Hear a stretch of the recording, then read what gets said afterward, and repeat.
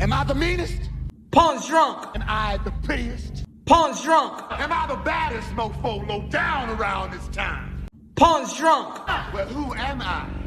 Pawn's drunk. Who am I? Pawn's drunk. I can't hear you. Pawn's drunk. AKA Mr. Moonshine himself. Of Harlem.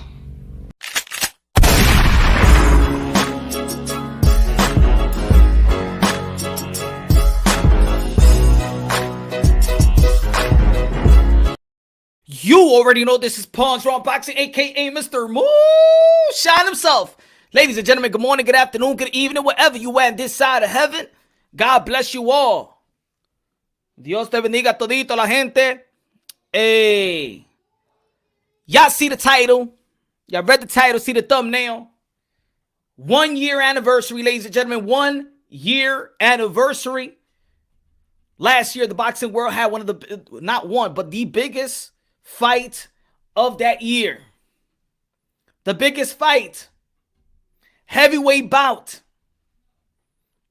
The rematch of Tyson Fury, the Gypsy King, versus the Bronze Bomber, Deontay Wilder. The freak of nature, Deontay Wilder. The Gypsy King, the lineal champion, the WBC Deontay Wilder. Let me say what's up to the people out there. Smash the like button, ladies and gentlemen. Smash the like button. 1 foot out the door in the building. What's good? BK in the building. What's good? Rob Sky. What's good? Jose Lopez in the building. What's good? Just Blaze. Pound for pound boxing. Pound for pound boxing. Real news in the building. Angel Dímelo, mi hermano. HLD in the building. Abe, what's good? Yeah, man. And either is a celebration for some people, and for others is like a sadness and like a funeral, you know, but is, you know, February 22nd has been, you know, a lingering conversation. It's a never-ending conversation. Whether it's a praise or whether it's to, or whether it's a controversial day. But if you are, at the end of the day, y'all already know, man, but your boy Punch Drunk, Mr. Moonshine, a.k.a. El Adobo, a.k.a. El Sazón of the YTBC. I keep it unbiased, logically, and objectively. Let me just start off with this, ladies and gentlemen. Let me just start off with this. If you've been following the channel, you subscribe to the channel, you already know, hit the notification bell, get my updated videos, y'all already know. Y'all would know that I am a Deontay Wilder fan. I mean, I'm not gonna lie to y'all. Y'all my peoples. I rooted for him, and I thought he was gonna win the first fight, and I was rooting for him for the second fight. And damn it, I ate my crows. I ate a lot of soup. I ate a lot of crow soup. But I'm okay. You know why? Because at the end of the day, I'm a boxing fan. I'm a boxing fan. I am a boxing fan. Ladies and gentlemen, that comes number one, number uno. And I'm going to give you an example. This past Saturday, my prediction was that Miguel Burchett was going to beat Oscar Valdez. He was going to win a decision 7-5. That was my prediction, right? That was my prediction. I really didn't have no horse in the race, but I felt like Miguel Burchett is going to beat Oscar Valdez. Guess what? I also ate my crow. But guess what? I still enjoy the beating that Oscar Valdez did to Miguel Burchett. I still enjoy the beating. I enjoy the entertaining. It was a great Saturday. I don't give a damn if they prove me wrong. I don't care. This is not for bragging rights. I understand that we fans, we get carried away with the bragging rights because that's all we have. In reality, that's all the fans of boxing have. Bragging rights. Unless if you bet money. Unless if you bet money. But in the end of the day, that's all we argue about, bragging rights. We make predictions. We say who may win. You're wrong or you're right. People eat their crow. Everybody gets celebrated, and that's it. That's all we have. But I also see in this toxic community, people act like I used to act when I was 9 years old when my Knicks used to lose to the Bulls. I didn't even want to go to school. Yo no quería ir para la escuela. Yo no quería ver. No. All my peoples was Michael Jordan fans. I was a Knicks fan. Patrick Ewing, John Starks, and the crew. And when they took us out the playoff, I didn't even want to go to school. I mean, I've broken TVs. My mama told me I would never watch in that game. That's how bad I was. I was 9, 10 years old. I see grown men acting like this at the age of 40 and 50 years old. Lord have mercy. I don't even know how they got women. If they do got women or whatever, it's 2020. You got your man. Hey, you rock that way, okay? I understand. You know, it's been a toxic society, and they have, you know, made it seem like it's okay to be... I ain't even gonna get to that because I don't want I don't want my channel to be shut down. So, you know, it's a liberal platform. So I gotta keep it consistent, ladies and gentlemen. I gotta be, you know, I gotta watch my mouth.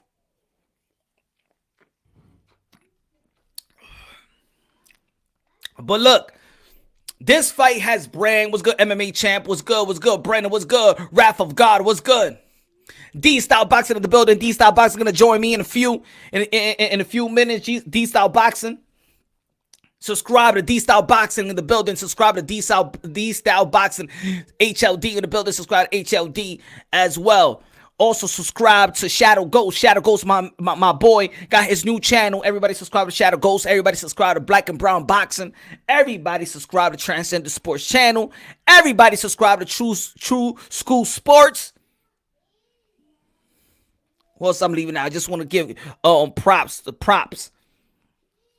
Major Key Boxing in the build. Also subscribe to his channel. Anybody that's putting in the work, man. Everybody that's putting in the work. If y'all in the chat, I ain't gonna miss y'all. I'm gonna shout y'all out. Everybody that's putting in that work in the YTBC, man, more credit to y'all. Who's speaking that unbiasedly, logically, and objectively. What's good, Dim? Salute, my brother. Ephraim, what's good? Wizard, what's good? Iceman in the building, what's good? Crazy, what's good?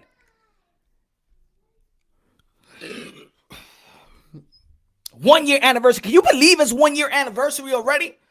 Black and Brown Boxing in the building. Everybody subscribe to Black and Brown Boxing. Great video this morning. Yeah, we're going to be talking about that a little later on. This anti-Latino stuff going on in the YTBC. I've been trying to say it. Good looking out, Boxing God. Good looking now. I appreciate that. For real, Neil Simpson. I appreciate that, Boxing God. This anti-Latino stuff is getting carried away. It was a great weekend, man. It was a great weekend. Oscar Valdez surprised the world of boxing. But even if you wasn't going for Oscar Valdez, you was like, damn, what a great performance, man. Because at the end of the day, you already know. When you get props, when you get that type of, yo, you great. I've been saying a lot on this channel, is when a fighter exceeds its expectations or match the expectation or he beats the odds. That's when somebody says that, damn it, you're great. Damn, you're great. Because in the sport of boxing, if fans get frustrated because fans may feel like a lot of fighters out there is not really challenging themselves. It's not matching skills for skills. Too many high skillful fighters are fighting guys that's low opposition. And we peep that. But peep this every time. And especially in the span of 12 months that I've been seeing, I've been calling it out because for real, I just couldn't take it anymore, ladies and gentlemen. I couldn't take it of this anti-Latino stuff. I couldn't take it anymore in the YTBC. I'm going to keep it real. You see Teofimo Lopez beating Vasily Lomachenko, a bunch of weirdos channels out there saying he's ducking after the second week when he got surgery on his foot and they're ready. Yo, he ducking, he ducking. Oscar Valdez, right after the fight, he couldn't even put ice in his head. Right away, he's ducking. Right away, he's scared. Right away after the fight, ain't even last one day. God damn it, we on a Monday, and he's already ducking. He's already ducking Shakur Stevenson. He's already ducking Gervonta Tank Davis. This is the bullshit that's going on in this toxic community, folks. I don't know what it is, bro. I thought we was in this together, y'all. I thought we was in this together. Everybody bitching about Canelo Alvarez fighting this week versus Yildirim. Why is he fighting Yildirim? Do you know if Canelo Alvarez retired right now? You know that? Do you know that he's going to be in the Hall of Fame regardless how you may feel, regardless or you may want him to fight? You know he's going to walk into the Hall of Fame.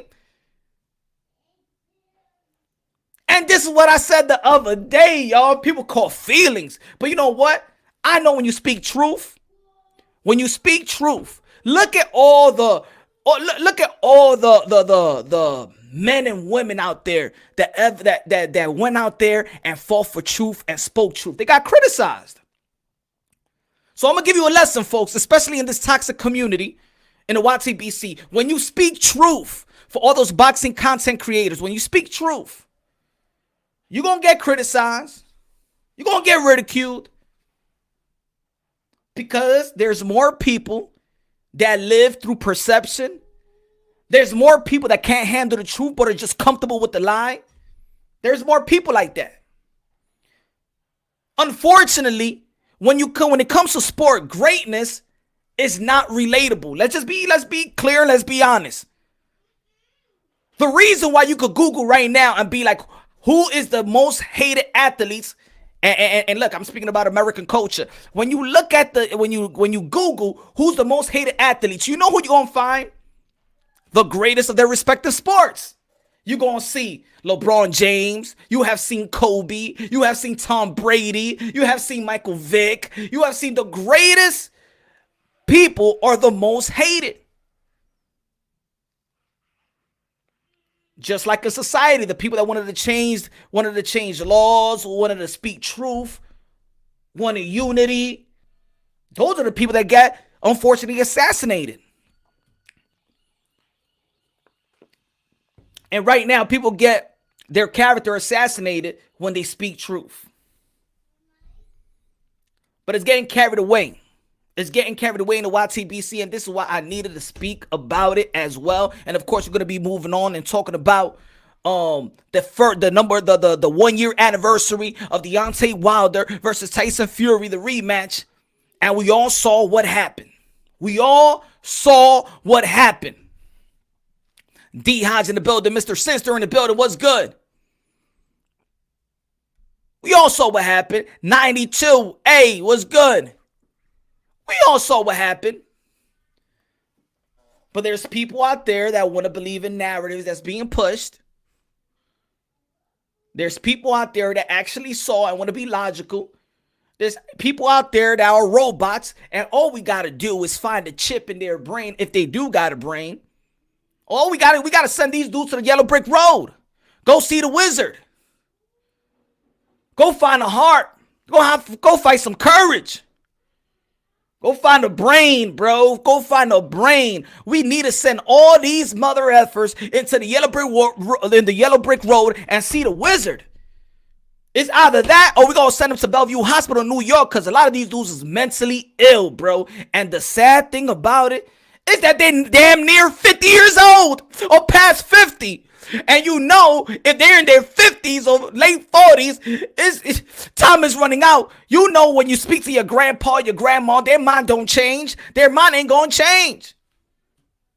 They're nearly catching heart attacks. You already know I got one of these guys in the mental institute already. He needed to take a time out. He needed to take a 2-week time out. You know who you are. Dude think he's in the gang now. He's in the gang. He need to pay. He need to pay his way to each city, his each state that he goes to for backup.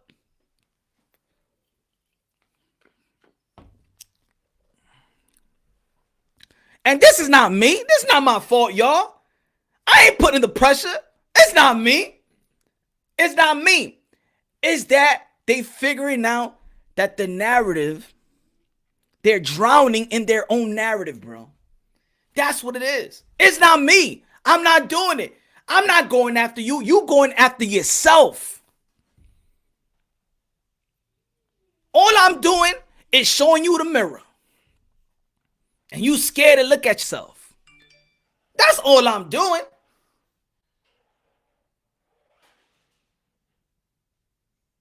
That's all I am doing. I ain't doing nothing. I'm a nice guy. Mike from Boston in the building, what's good? I'm a cool guy. T-Town, what's good? I'm a nice guy. But sometimes when you tell people the truth, they gotta look at that. They gotta look at themselves in the mirror. They gotta be, oh shit, this motherfucker really gonna expose me.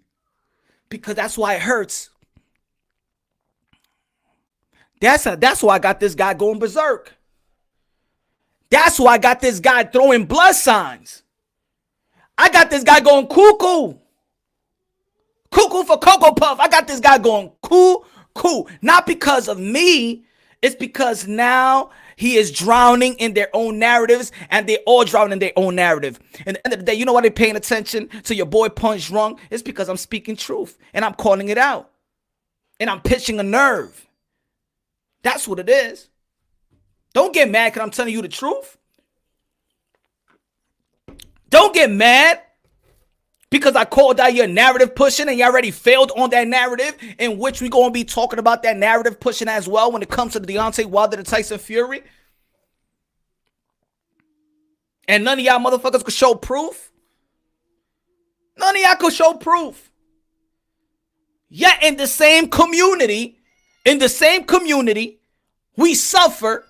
In the same community, when we're talking about the Black and Latinos, we suffer from being innocently incarcerated because people do not show proof. There's a lot of people, there's a lot of men innocent in jail, leaving their family, their children. Innocent in jail, in the prison system, because there's no proof. No proof. How many people that we see getting let out of jail when they find out the DNA? Look at the when I was talking about in the video, the Central Park 5. Everybody's seen it. If you haven't seen it, go check it out on Netflix if it's still up. Central Park 5 from New York City. You got incarcerated, ladies and gentlemen, because there was a lady out there that said that she got raped by these 5 men. And they went to jail. No proof. No DNA. And all of a sudden they spend their whole young adult life behind bars. And then all of a sudden a DNA test came. They wasn't the ones. Yet the same community, and those you know who you are, adopt that type of system. You adopt that type of feeling to crucify and prosecute the innocents. Because you have no goddamn proof that Tyson Fury cheated. You have no proof that Mark Breland cheated. You have no effing proof. You are worse. You are worse than those detectives and those NYPD crooked cops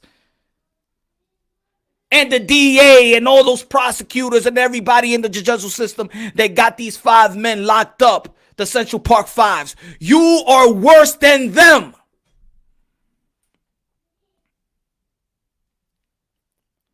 One-year anniversary, but it has been the most disgusting thing that I've ever heard when it comes surrounding the sport of boxing. They have called guys legends Legends. Shout out to Mark Breland, BK in the building, New York City. Have called him a coon.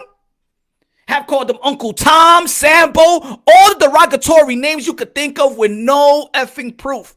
Because they're so in tune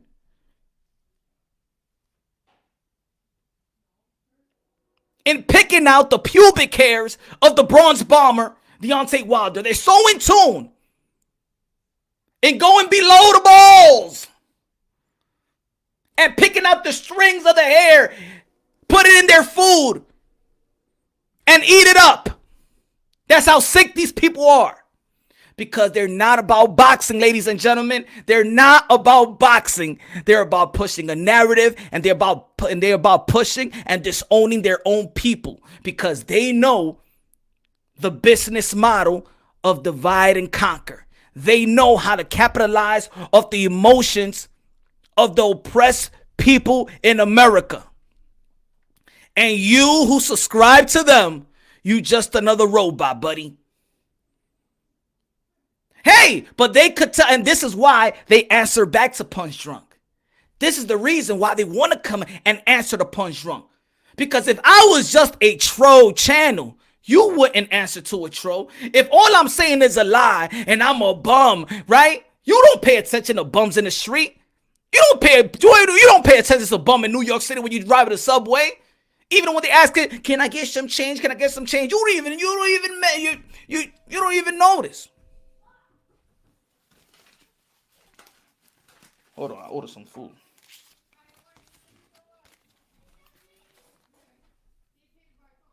Hold on. Give me 1 sec.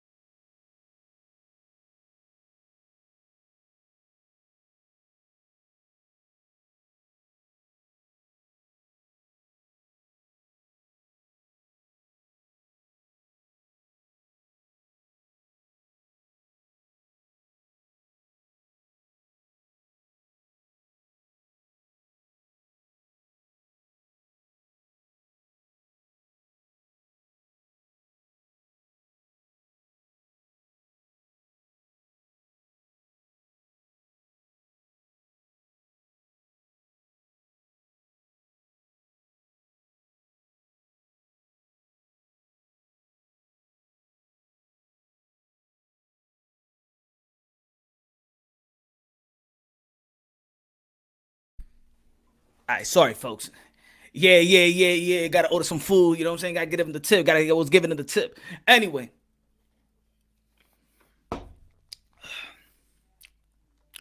So this thing has really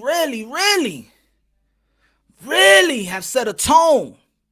A disgusting tone in the YTBC when people just want to come to YouTube and just, people that work and people are busy, with their family or work, and then they want to catch up on boxing talk because, of course, mass media don't deliver those boxing talk that we yearn for. So they come to the YTBC and see these type of shenanigans and see these racist, race-baiting, racist channels, these disgusting, mentally ill, racist bastards.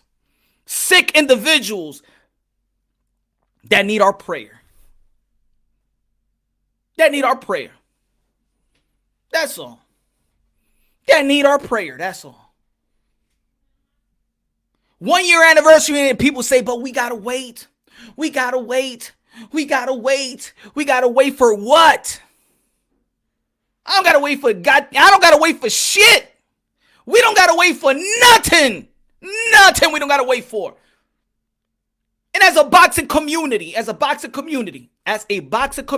do we want to see? We want to see challenges. We want to see greatness, right? We want to see these guys in pursuit of their own greatness and exceed the expectations, or at least match the expectations. And ladies and gentlemen, you already know, if you're a real hardcore boxing fan, you will want to see a undisputed heavyweight bout. Am I right? And if you don't want to see that, I might take your boxing card away. Because I'm going to say it like this, even if they grant a trilogy, even if they grant it, you and I know he ain't ready for that.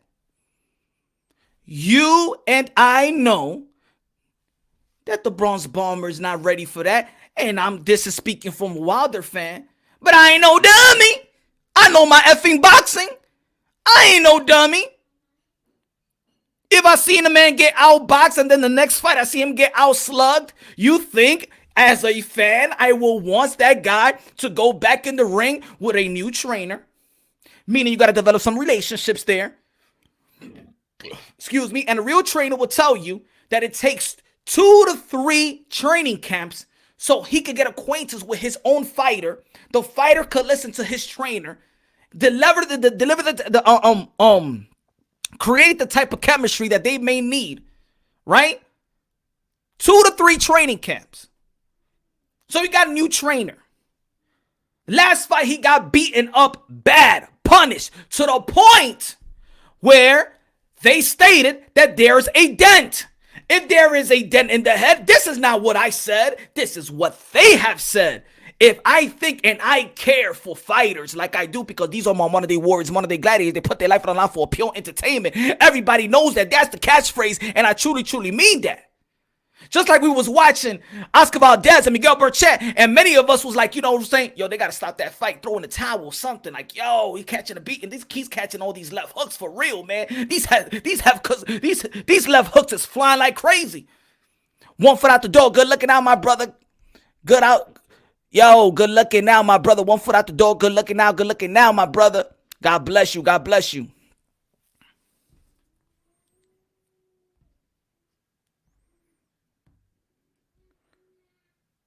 So I don't want him back in the ring with the man that gave him a dent.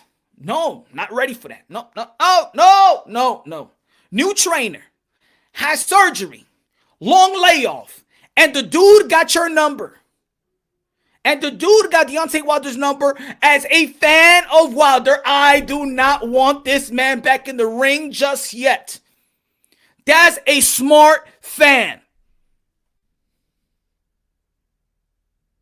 Now, if it's for the money, that they doing it, that's the driving force of getting the trilogy. I'm gonna get your money. But technically wise, logically wise, no. We both know he's not ready for that. He is not ready. Look, ladies and gentlemen, there's certain boxers that just got your number. And I understand. Because I've said it. I do believe that Deontay Wilder, he could get the trilogy. I just don't think it should be an immediate trilogy. With all those things. Surgery, long layoff, new trainer, still not mentally there. Ladies and gentlemen, because you got to explain what you could do better on the technical side of things.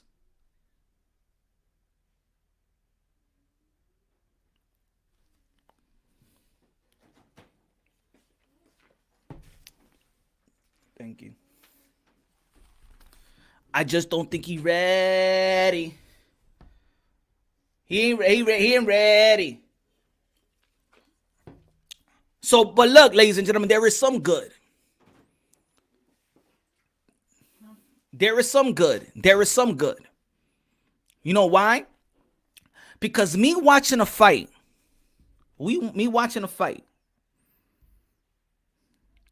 Hold on. God, right here.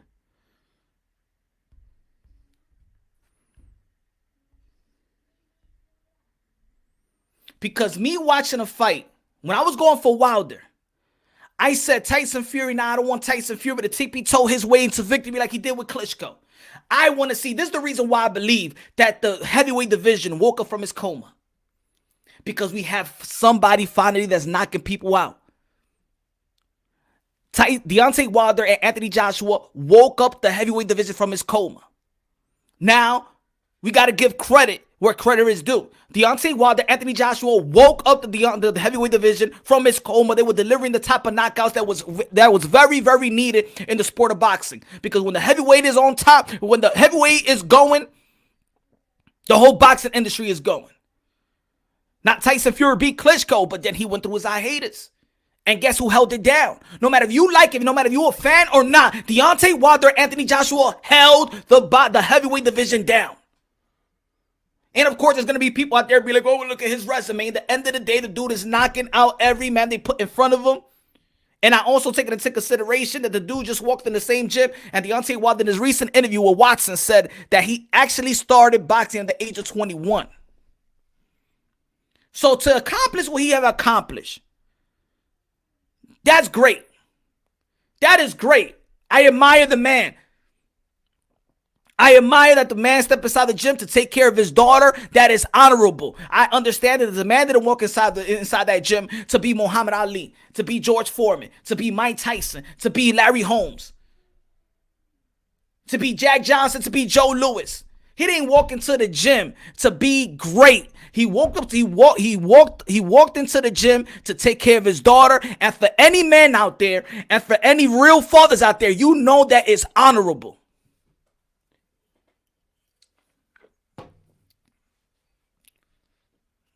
So, ladies and gentlemen, you're looking for a bash party. This ain't a bash party. We're going to call it like it is. When Tyson Fury did what he did in the second fight, we didn't believe he going to do that. We didn't believe it. Even Tyson Fury fans couldn't believe that type of approach. But he performed in a way that I'm like, that's the type of heavyweight that we need in the sport of boxing. He demolished the demolisher. Those are the facts. Those are our proof. Whatever proof, whatever Mr. Pinocchios are telling you out there, I'm a real boy. All these Mr. Pinocchios that's telling you something otherwise. No, he cheated when he was with, Klitschko, and no, I'm a real boy. What about the Mark Breland and he spiked the water? Your nose is growing. And the glove was kind of out of this.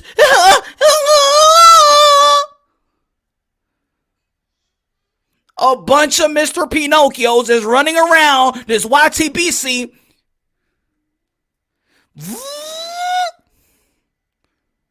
Being puppet, and a bunch of you subscribers being puppets of the puppet masters. You a disgrace. Not even your children will look at you. Daddy, you're a liar. Daddy, you're losing it, Daddy. Ladies and gentlemen, who's going to join me right now? Everybody subscribe. Welcome. D-Style Boxing in the building. What's good? What's going on, Punch? Can you hear me? Is the mic working? I hear you good. I hear you clear. Everybody, cool. D-Style Boxing in the building. Everybody subscribe to D-Style Boxing inmediatamente, coñazo. Antes que le dé una pelita a ustedes. Vamos a ver, señores y señoras. Tenemos D-Style Boxing. What's good, brother? Hey, I'm good, man. I'm pumped. You know, I heard the news last night. Like, they were like, oh, it's a first-year anniversary.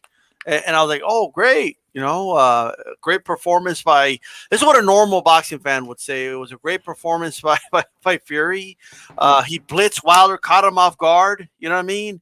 And once he dropped him, Wilder never really recovered. You know what I mean? He went right at the puncher. And that's historically how a lot of punchers get beat. You know, you just go at them and you keep them on the back foot. And you land your punches on the front foot, and that's what happened. You know, I know a lot of people ask themselves, like, it was so complicated, like, where did the power come from? Like, you know, it's not.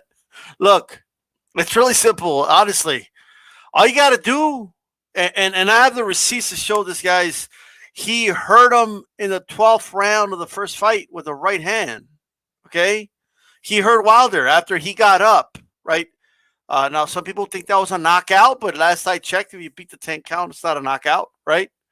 But he went ahead and hurt Wilder, and I think he knew that, so he went to Kronk. And all you have to do, you guys should do this for yourselves. That's all you have to do. Just throw punches out of punching bag on your front foot and throw them on your back foot, and just tell me which punches land harder on that punching bag. That's all you got to do. It's really simple. And that's what it did. It was 275 pounds, and another thing, you know, the one thing that people say that I've been to make people believe in Glovegate is but where did like this power came out of nowhere? Like they sensationalize what's really normal in boxing. Like we see guys that don't have a lot of knockouts, hurt guys all the time because it's grown men throwing punches at each other, and this is the heavyweight division. At heavyweight, anyone could hurt anybody. Like we've known this for years. You know what I mean? But at the end of the day, like he hurt him. But here's the thing. Like here's the crazy part. He didn't even knock Wilder smooth out. Like the dude had like he was obviously off balance for a couple of rounds. It wasn't because of the spike shrink. It's because he hit him like on the back of the ear area on the knockdown, right? So when he got up, he wasn't the same. He was so there was no sudden power. Like because Fury's not a big puncher, he had to beat him down for several rounds and forced Breland to throw in the towel. So it's really a myth, this whole where did the power come from and all that. Because even if you look at the first fight, bro, obviously Wilder was still being careful when this big ass dude was throwing punches at him. You know what I mean? And he hurt him in the 12th. Go watch that fight. He hurt him in the 12th round. No, you know what's funny? When people be like, are you ignoring what Tyson Fury did in the past? Can you imagine being in a relationship with a girl and she's always telling you, but I know you cheated back then. You probably cheated on me. You came at 3 o'clock in the morning from the club. And she's like, you cheated on me. I'm saying, baby, what proof you got? No, you cheated on me. I went to your Facebook. I scrolled. But you have the history of cheating because I know back then in 2015 you cheated on that other girl and your ex. So I know you cheated on me. That's how cheated on her with me. That's how these people sound, bro. But you know that they cheated. You know that Tyson Fury cheated with the bull. You know that Tyson Fury with the glove, he cheated in the past. How would you like if your girl always presses you on cheating all the time? Like, what are you talking about? What's your proof? You know what I mean? I was right here. Like, how to know you were here? Like, I was right here. Like, I was asleep for 3 hours. I don't know what you did in those 3 hours. Okay, look, at the end of the day, look, man. Fury, here's the thing that has always gotten me with this man. We already knew about all that cheating. We already knew about it all when Wilder was calling them out. You already knew about it. We already knew about it after the first fight. There was no glovegate. Like, somebody show me the video of glovegate after the first fight. The narrative after the first fight was, no, Wilder won for real. Like that's when I already knew, okay, like, they're not going to concede anything. If they can't admit that he was getting a boxing lesson for a majority of those rounds. Now, granted, there was some close rounds and there was 2 knockdowns. So you can argue maybe a draw. I mean, I thought Fury won, but if you want to argue it, I'm not going to like make a big deal about it. But I mean, there was some dude saying that Wilder clearly won and stuff like that. I mean, that's crazy. You know what I mean? But there was no glovegate talk. In fact, wasn't the glove worse in the first fight, like the floppy shit? Right? That's what they bring up. Yeah. So what's the point of even saying where did the power come from in the second fight? If the glove was worse than the first fight. And if the glove and you know who did some great videos on this, by the way, was like debunked all this was Showbiz the Adult. You know what I mean? And he did videos about it and even pointed out, like he broke it down round by round, like there was rounds where like the glove was loose and he told Jack Reese, like Fury did, hey, my glove, it's loose. Like told on himself so he could pull it up. You know what I mean? So, you know, when the guy's flicking the jab like he does, it can get loose a little bit, you know? But like, here's what they bring up, bro. So they'll bring up the glove, right? They bring up the glove and, you could see some of the tape, right? Like you see this much, bro. You don't see a whole like fistful of it. You see like this much tape. Like this idea that it's in the wrist area is crazy. You know what I mean? I mean, it's one. I gotta tell you, man. This is the anniversary when a lot of people went cuckoo. Like they went cuckoo for Cocoa Puffs. Like, oh my goodness, they went crazy. Oh my goodness gracious, bro. Cuckoo. The only reason why I think people just stayed home and they didn't check into a mental institute, it's because of coronavirus. I think it was over coronavirus and they was outside saying this stuff. I think they would have captured. They would have caught these all these beta males. Like I remember, like telling people, like it would have been like this, bro. I'd be like, hey, he cheated. I know he cheated. I'm like, nah, I don't think I know at all. I don't think he cheated at all, actually. Because first it was the headlocks, and they were complaining about the headlocks and the rough housing, but like Wilder had areola in the headlocks. I'm like, what are we even talking about here? You know what I mean? Like the punches like this, like the slaps, like Wilder does that all the time. You know, now they were doing it to him, but it's boxing, bro. Not every punch is going to be perfect in the middle of a fight.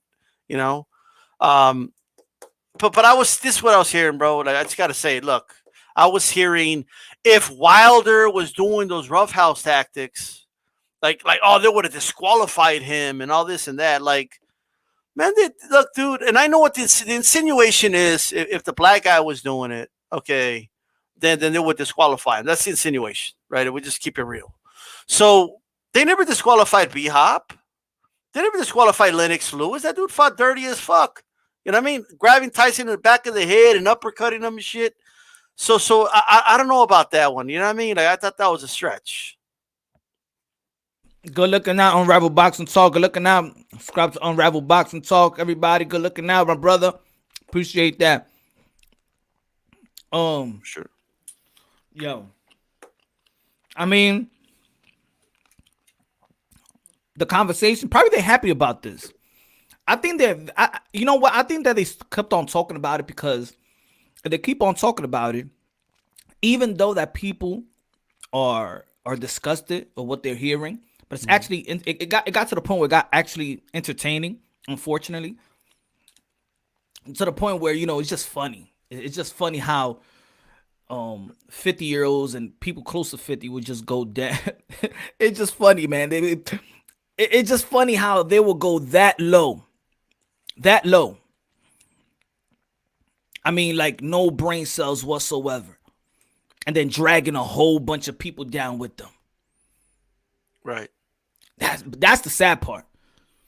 Well, I question if like here's the thing, dude. Like, nobody was even saying anything about Glovegate until there was like a video that went viral.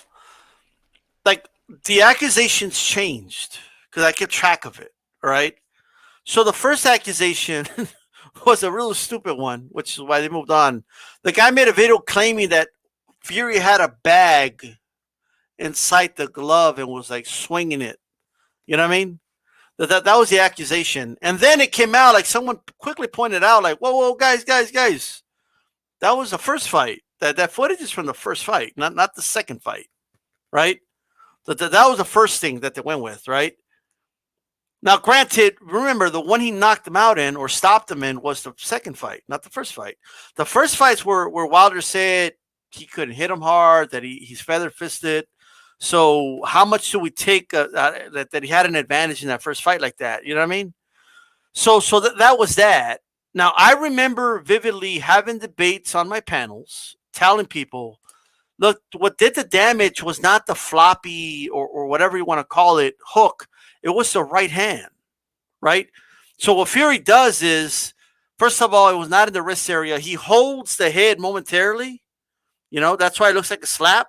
So you could throw the right hand like right down the middle at you. You know what I mean? That's what he does, you know, boom, pa, you know. So that's what I was pointing out. I was telling people it's the right hand. I kept being told, no, it's not the right hand. The damage is done with the left because his knuckles are in the wrist area of the glove. And this is what they were saying for months. And then that photo came out. Remember that photo? The one that's like this, and like they say you could see the four knuckles, bro. Mm-hmm. They're like, it's the four knuckles. Oh, the knuckles! Look! And so here's the thing, right? If you look at the very next frame, it's fully padded in the next frame, bro. So unless this is like a special glove that was made by Mr. Stark Iron Man that can like shift and change or something, like unless it's something like that, like some technology we've never heard of, like some alien technology, like that. First of all, it has to get rid of the padding and it has to remove your wrap in order to expose your knuckles, because as anybody knows, you don't even have to be a boxer. You could just look at the boxers on TV and see that their hands are wrapped and the knuckles are covered by gauze. All right. So that's number one. Second, it's not that hard to believe that the glove was trapped between the bicep and the forearm. It's creasing the glove momentarily in that frame. There's movement and there's lighting. So it just looks that way, you know? So somebody's walking down the street, and because of the way the shadows look, it looks like a T-Rex is walking. It doesn't mean it's T-Rex. It's just the way that the shadow looks. You know what I mean? So I just, once that picture came out, they completely abandoned the left hand. You know what I mean? All of a sudden, oh, no, it was a right hand. And and then they would tell me, you said it was a right hand. You were right all along. But he didn't have padding in the right hand. That's what it was, right? So they kept changing it. Whatever confirmation bias, they received, they kept changing glovegate. It kept changing. You know what I mean? So, and then here's the other thing. So you're telling me that it was the bare knuckles, but you're also telling me he had a blunt object in there other than the hand that caused a dent. Because knuckles are not going to cause a dent in the skull. It's not. Maybe a well-padded glove will, because a well-padded glove, you could hit a brick wall. I don't recommend that, but I think we could all agree, right? You would rather hit a brick wall with a padded glove than with your bare hand. Talking about the dent. Yeah. Can you get a license? Can you get a license for having a dent in your head? No. Just a question. Just a question. I'm not saying that. Do you know? Well, here's the thing. Remember, they were going to fight. Like, he wanted the immediate rematch. Like, he was like, I want a rematch. And then what happened? He had like a tear in his bicep or something like that. So you're telling me that a tear, was it a tear in the bicep? It was something like that. Had surgery. Yeah. So you're telling me that was like the reason it got postponed, but no mention of the dent. Of a dent in your skull? Bro, he went to the hospital. Look at, what did they do with Burchell? They did an MRI. Like, what do you mean? You're telling me the dent didn't come out? A dent in the skull? You know what happens to baseball players when they get a dent in the skull? First of all, the skull cracks, bro. So first they were saying the skull. When I think skull, I don't know about you, I'm thinking bone. Because that's how they sensationalized it, right? Like, oh, look, it was a skull. How can you do that unless you have an egg weight in there? Some shit like that, right? Yeah. An egg weight, bro, okay? But, like, here's the crazy part. Now, like, they're pointing here, like every month, like, it drops. You know what I mean? They're like, they point the cheek. August, September, October, November, December. Like, they're like, we're going to do it slowly so nobody notices. You know what I mean? Salute Barbershop Jr. What's good, my brother? Ron in the building. Good looking out. Appreciate that, my brother. Yeah, black and brown. Yeah, if Earl Spence loses, oh, my God. Lord have mercy. Everybody, look out. Look out. You're going to see a bunch of people. Hey, look, I like Spence. He's from Texas. I'm a kid from Texas. You know what I mean? But if he loses, then look, dude, I know I heard you earlier saying you didn't have a horse. I had a horse in the rat. I was Team Burchell all day, wore Burchell. I was talking shit for weeks. Okay? I had to eat my crow. It is what it is. Like it's just a boxing fight. Like, I'll live. Like, it's not a big deal. Like, it just isn't. Yo, when Mike Tyson lost, I'm like, wow. Mike Tyson lost. Yeah. Oh, my God. Well, yeah. I mean. Hold on. What's good, Barbershop? To commemorate this 1 year anniversary, I'd like to publicly declare that I have dropped the glove gate. Yeah! That's what I'm talking about, Junior. Barbershop. Everybody subscribe to Barbershop Junior, man. We're almost going to reach 1,000 subscribers. Everybody go subscribe to Barbershop Junior. You know what I like? You know what I like? I got to shout out Barbershop Junior. You know what I like about Barbershop Junior? All right. You know what I like about Barbershop? I like what I like about Reg is that he has his own mind. Like, he speaks for himself. He could rock with his peoples. You know what I'm saying? But he don't follow. He don't go with the trend. You know? Right. I respect mean, that. He can. I mean, he stands his square. I'll give Reggie, him that. Reggie. I think me and Reggie have to have a conversation first before we're cool again. But still, you know what I mean. But what I'll say is this, man. You know what? It's one thing, like you said, it got funny and all, but you know what was never funny, like. And what to me was like, okay. No, the Mark Breland was the Mark Breland thing. Like, that was like, okay, like it's one thing to accuse your nemesis of cheating. You know what I mean? But when it gets to a point where you're blaming like someone, because you could like everything to say about Fury, you can't say about Breland. Oh, but he has a past, so look at his past. Like Breland has a squeaky clean past. When did he drug somebody or do something questionable? It never happened. You know, like when did Breland do something that he shouldn't have done? Like Breland doesn't have a history of drugging people or cheating in the past or cheating one of his fighters that I know of. You know, yeah. Obviously, I've been trying to keep me in line, but I can't do it anymore. I'm too intelligent to keep up with the narrative, especially with no real proof. There you go. Facts, man. So, do they have the proof? Like what they're showing on the internet right now, is that proof? Because they keep telling me it's obvious. Look at the proof.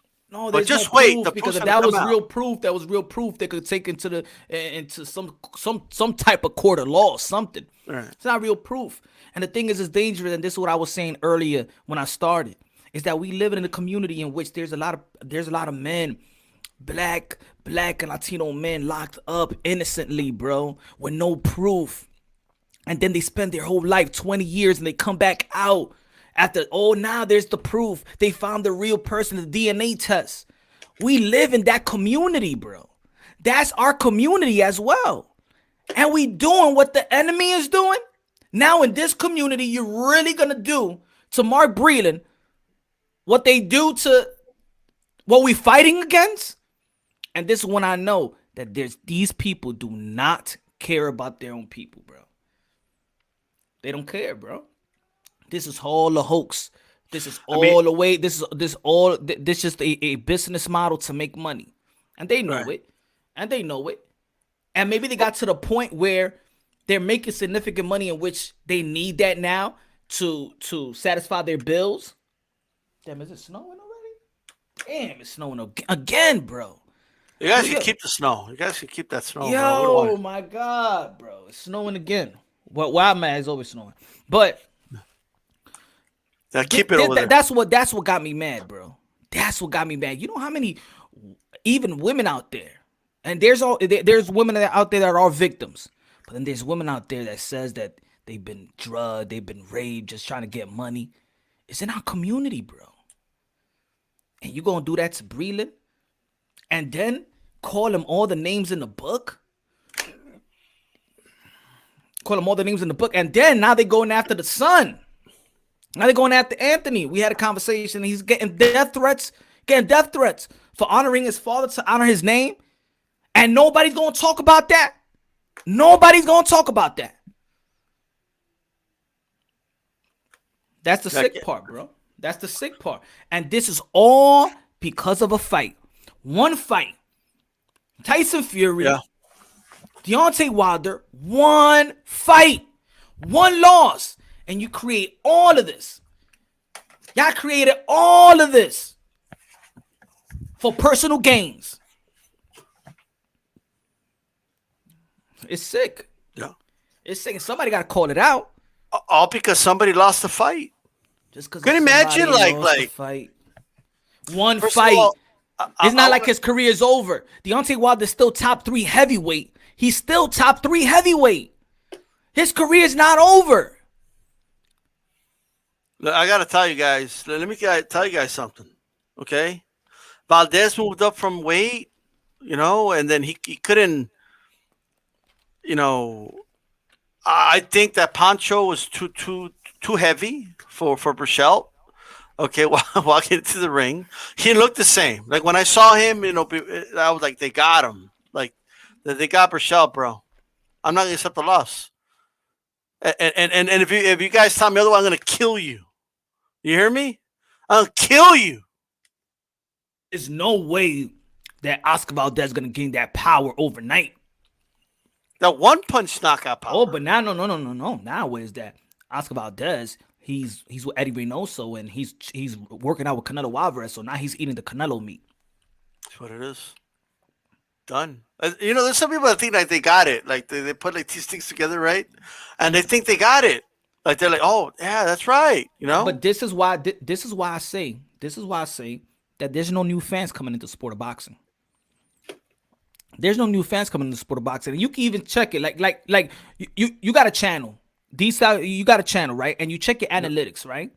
Yeah. What are the ages that watches your channel? Over 25 and up. Exactly, 35. Right? Just like my channel. When I check the analytics, it's over 30, 25 and up.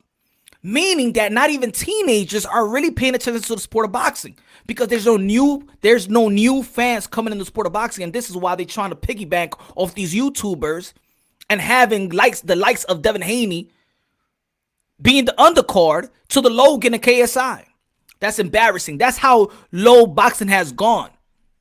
Because now they need to create a new pipeline of new fans coming into the sport of boxing. And this is why the YTBC YouTube boxing community is very, very important. Because we all know that mass media do not cover boxing. Max Kellerman, I keep on saying this because I was mad that Max Kellerman, I was actually happy that Max Kellerman was going to get the co-host of First Take. That is actually number one. I don't know if you can see exactly. it. I see it. But, yeah. I see it. 35 and up. Yeah. Just like mine. 35 and up, meaning that young teens ain't even watching boxing. Because no new fans are coming into the sport of boxing. They're not coming to the sport of boxing. And the thing is, we rely on YouTube. Let's be honest and let's be very, very frank. People rely on YouTube to update them with boxing because mass media ain't going to do it. What I was going to say that Max Kellerman, when he got the co-host of First Take, in which First Take is the number one debate, whatever show, sports show in America, I was like, yeah, Max Kellerman, now we're going to be talking about boxing all day. Yeah, we got a boxing head. Boxing is going to come right back into the forefront of sports talk. That dude ain't barely talked about boxing. I was like, that's how I had my, F Max Kellerman, man. He sold us out. I thought he was going to be talking about boxing and almost every day in First Take. He barely mentioned boxing. So people come to the YTBC. And now, okay, I'm going to give y'all credit. Y'all people that got channels and most of the time when you come to you click on YouTube and you click on some boxing fights, some of these channels you get recommended by these channels because they have the following and stuff like that. You grind, you do what you do, cool. But then, what's in your channel? What's in your content? What is it? If you really love the sport of boxing, when you can't uplift the sport, you getting money off boxing. How about you uplift the sport that you getting money of? Well, you scared that if you tell the truth, people are going to leave? You scared they're going to lose some sense? You already got your following, so you could actually change and alter their minds. If you already know that they're robots, if you already know that 50, 60, 70, 30, 40,000 subscribers, you already got them you got them wrapped around your fingers, and they will do and believe everything you say. How about around this time you just keep it real and now go back and spit in the truth? Because I know everybody that starts a channel, for the most part, they was real boxing fans. They really wanted to break down the sport of boxing. Right. Yeah. I mean, look, one of the most frustrating things for me is, as a boxing fan, is from a boxing fan's perspective, is channels that downplay and really make boxing seem like really, really small. And what I mean by that is, like a dude will be like a top 5. Like take Lomachenko, for example, right? Now, I picked Lomachenko to lose to Teofimo, right? But I still say, Loma's easily a top 4, top 5, easily. Probably top 3 lightweight in the world. Top 2, you could argue. In the world, in el mundo of like 11 billion people, okay? And we're talking in a division with over 2,000 professional boxers, right? 2,000. And I'm hearing channels say things like, Lomachenko's not really that good. I mean, in all reality, he's all hype. He's not good at all. And that's sad, right? What you do? I mean, how are you going to create fans like that? People are going to be like, okay, well, fuck this shit then. I'm not going to watch it then. If this guy sucks and he's a multi-divisional champion and he beat all these other guys, and how good are those guys? And how good is Theo if he beat up an overhyped dude? Like, you're really making boxing seem like a sport that just doesn't have real competition, and that's not true. You know what I mean? It's really difficult to make it in boxing, and it's a hard road. It's a hard road that these guys take. I just had a boxer on my show a couple days ago, had to retire unexpectedly. Did just a routine MRI, and they said, yeah, bro, you got too much white matter, too much scar tissue, like in your brain, you're done. That's it. You can't keep fighting. And Ednan Cherry. And also, he had to retire early. And also, Kenny Porter was told me a story about a boxer that recently passed away sparring. Yeah. That's did he even get to the chance to actually, go pro? It was about to go pro. Yeah. That's how dangerous the sport is, and this is how dangerous the sport is. And if we know how dangerous the sport is, the least we could do is respect it. We don't gotta like every style. You don't gotta be the fan of the other boxer. But this ain't basketball. This ain't figure skating. This ain't baseball. This is boxing. This is why on the panel, I'm like, yo, if you come to the panel, you can't call no fighter a bum. Because even those fighters that are fighting, let's say, they rank number 100. And some of them ain't even trying to be good. Not good, but they ain't trying to be elite. They're just trying to pay the rent. That's all they're trying to do. It's just pay the rent. Or pay their mortgage. Or pay their kids, just like Deontay Wilder started. Deontay Wilder didn't come to the body, just like I said earlier. Deontay Wilder didn't come to be Muhammad Ali. He didn't come to be the greatest of all time. He didn't come to dethrone the baddest man of the planet like Mike Tyson. He came to take care of his daughter. And eventually, throughout the process of being him professional and the amateurs, and thank you, Deontay Wilder, for representing the USA and bringing the bronze medal. A very honorable man. What made me a Deontay Wilder fan was not really just what he did in the ring. And this is just me speaking. Not really what he did in the ring. But how he was and how he spoke outside the ring, because I'm also I do have my spiritual belief in which I relate to him in that. It's just someone like Manny Pacquiao. Manny Pacquiao, where Jesus Christ out of his sleeves and stuff like that. And I relate to that. I started appreciating Manny Pacquiao, the man, more than just the fighter. Right. And that's what I like about Deontay Wilder. Now, I'm not gonna say that he's losing sight of that, because I'm not in his circle. But this doesn't sound like the man that I actually became a fan of. Right. Look, I just think because he was he's a killer like that. Right. I've had the feeling that Deontay Wilder, even if the dude had a knife across him, he will go out there, don't even give a damn if a dude cheat. He going out there and be Wilder. Even when people be like, he needs to learn this technique, I want Wilder to be Wilder. That's the reason why I like Wilder. I like the wild man. I like him. I like the wild man. Nah, fuck that. He's knocking everybody out. But it don't matter if you lose. All the grace is lost. That's an experience. That's just an experience. I'm not these type of fans that write my boxers off. Like a lot of these fans. They see Josh Kelly getting beaten. That's it. He's done. No, that's only one loss. We contradict ourselves in my fault. I'm sorry. We contradict ourselves that, especially in America, we have this thing that we love the Cinderella story. We love the underdog. Deontay Wilder right now, he is the underdog. He's the guy that right now, at this moment, even if he goes to fight Tyson Fury, is a guy that nobody believes that he's gonna beat him. And what did I say in the beginning? I said about, for example, like Valdez, I said that people attach that greatness with a fighter when they exceed the expectations or match the expectation and beat the odds. This is the first time that Deontay Wilder, if he fights Tyson Fury or Anthony Joshua, because in the first two fights, he was favored to win.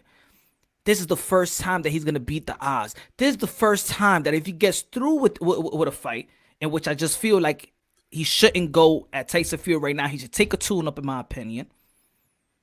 I'm not saying that he don't deserve the trilogy. I think he does deserve the trilogy because he only got one loss. But I don't think it's smart right away to take that fight with the year layoff, with the new trainer, with the surgery, with how he got beaten in his last outing. And if they say he got a dent in his head, I think he needs to test him getting hit in the head. He needs to test the arm. He needs to take the cobwebs. It's so many things that it's just not smart to go after the number one heavyweight. It's not. It's just not smart. It's not just logical to me. But the next time he's gonna go versus Tyson Fury, he's gonna be the underdog, and now he has the ability to beat the odds. And if he does go and beat Tyson Fury, that's when people go and attach greatness. That's when people go and be like, you know what? They're gonna forget about the resume that they criticize him for, and now he's really gonna be that underdog that nobody believes, and that's how you're gonna get the title of greatness, because that's the way it happens in sports. People love an underdog story. It's just the way it is. That's the most popular boxing movie of all time, Oscar award winning, was about an underdog. You know what I mean? A lot of people say that's what got him into boxing. So I agree with that. I've always said this, man, like, as boxing fans, that we did a lot of complaining for like a decade. Like, I personally didn't have an issue with the Klitschko's, but a lot of people did, and it was a quote unquote boring era. And with Wilder and Fury and Joshua came excitement. Like, we got a little bit of excitement in the heavyweight division when, those guys came to the forefront, and we're seeing that now. And Wilder is part of that three, right? So I want to see Undisputed though before, and then if they want to do a trilogy in the future, we'll see. It's possible that Wilder just can't beat Fury, and it's just a bad style for him all around. But I mean, we'll see where it goes with that. What I wanted to touch on, on a point we were making earlier, is this, man. It's okay to criticize, because that's boxing banter and nitpicking is kind of part of it. Like when we're talking about fighter styles, and I think this guy's going to beat this guy because of this, but here's my issue, man. Like, if you're gonna, like, let me use Inoue as an example. If you're gonna have an opinion on Inoue, like on Monster, if you're gonna have an opinion, at least know who the dude fought. At least know his opponents. At least do the research. At least watch his fights. I've heard channels on here literally say, who the hell is that and who the hell he fought? I don't know any of those dudes. Move up and fight Shakur, and I don't know if you're the truth. Like, that's a very ignorant thing to say. Like, you know what I mean? Like, just be honest and say, bro, I don't watch, and it's okay. Just say it. I don't watch the lower weight classes, brother. That's all you got to say. That's all you got to say. If you don't know who these guys are, ask or find out, please. So don't give your opinion on a fighter just because you don't know who he is, quote unquote. When his fights aren't like these. This isn't Bruce Lee, guys. You could find his fights. Okay, you could see his fights on YouTube. In a way, exactly. It's almost like me, like women boxing. I love women boxing, but I don't know all the girls. So I'm happy to rely on other channels. I'm happy to rely on Ring IQ because he taps into into the women boxing. Pause. I know you ain't tapping the women's, but I'm saying that you tapping the women boxing. But Yeah. it's good. It's good. It's not.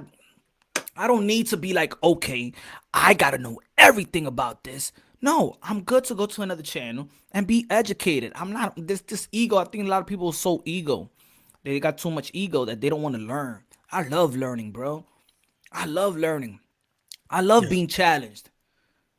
If you ever even see me on other debates and stuff like that, if I'm on the panel, I actually listen more than even talk over people. Because I figured that this is a community with hardcore boxing and we could learn from each other. You can learn from me and my perspective. I can learn from you and your perspective. For example, Tanaka and Ioka. I'll be honest, I didn't watch a lot of their fights. But for me to break it down, you know what I had to do for 3 days? I watched 15 fights. Watched the 15 fights with Ioka Tanaka to come up with my prediction. Or come up with analysis.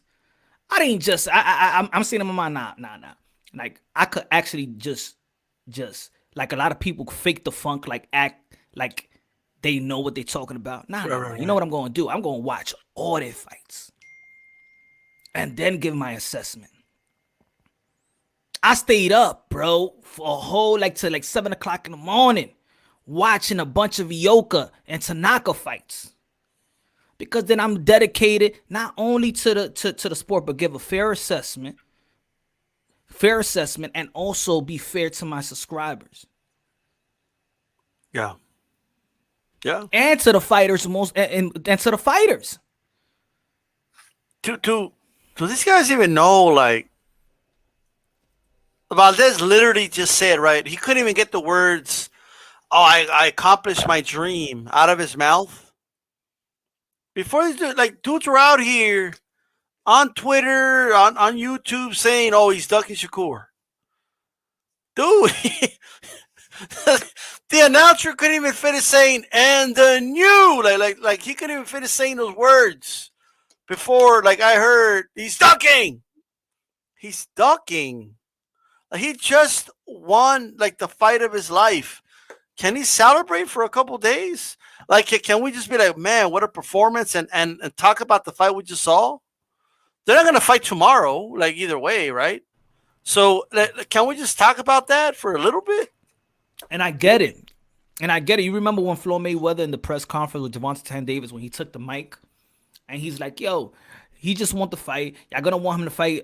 He already gonna talk about the next opponent. Let him enjoy his fight. A lot of people was laughing because the way he did it, but what he was saying was actually true. Like, bro, it's just not the fight that night. It's just not that 30 plus minutes.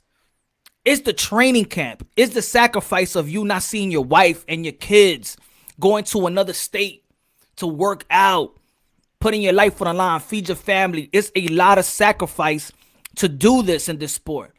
And then you go out there and battle and you risk your life. And then you accomplish what many believe it was impossible. And then in that same hour, oh, what about Shakur Stevenson? Motherfucker, hold up. Yeah. Damn, relax. Already, he's a duck. We're Monday. That shit happened Saturday. That this dude's a warrior. Right? He just pulled up a great upset knockout of the year. All right.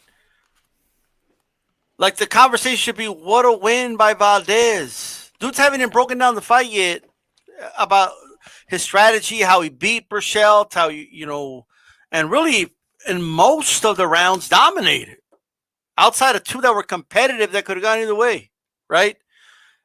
And I couldn't even hear and knew because I kept hearing, "Duck, you're a ducker, you're gonna duck." Like, dude, sit down. Like, you're trying too hard, man. Trying too hard, bro. Like, what? I just don't get it. And you know what I'm noticing? I'm noticing that Latinos are really getting targeted with the duck. All these Latinos, they're ducks. Oh, they're ducks. Watch. Oh, DOC's a duck. Like are like really? Like how did like it's crazy to me. I'm just saying. Yeah. After 2 to 3 weeks, he had surgery on his foot, and he's already ducking. He's already ducking Devin Haney. Yeah, but the same He's people. 23. Exactly, and Haney, let's say, is 22 years old. Yet the same people is criticizing Teofimo Lopez for fighting his mandatory. Yet the same people bitch about Lomachenko not fighting his mandatory, his supposedly mandatory, because he was never mandatory, and Devin Haney.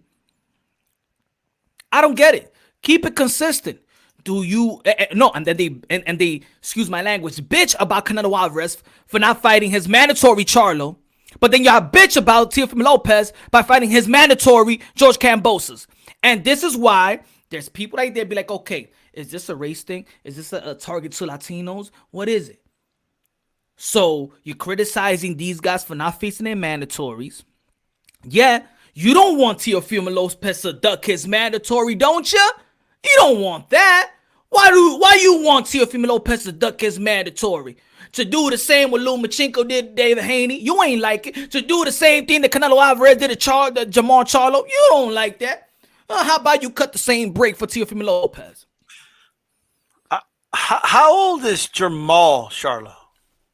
30, I think 31. 31 or 32. Let's say 30. Let's say 30, right? He older. He older than Canelo.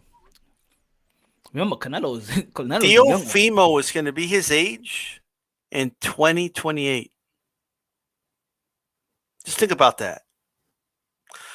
So when people say like, "Oh, Teo's got to do it now," like, what do you mean?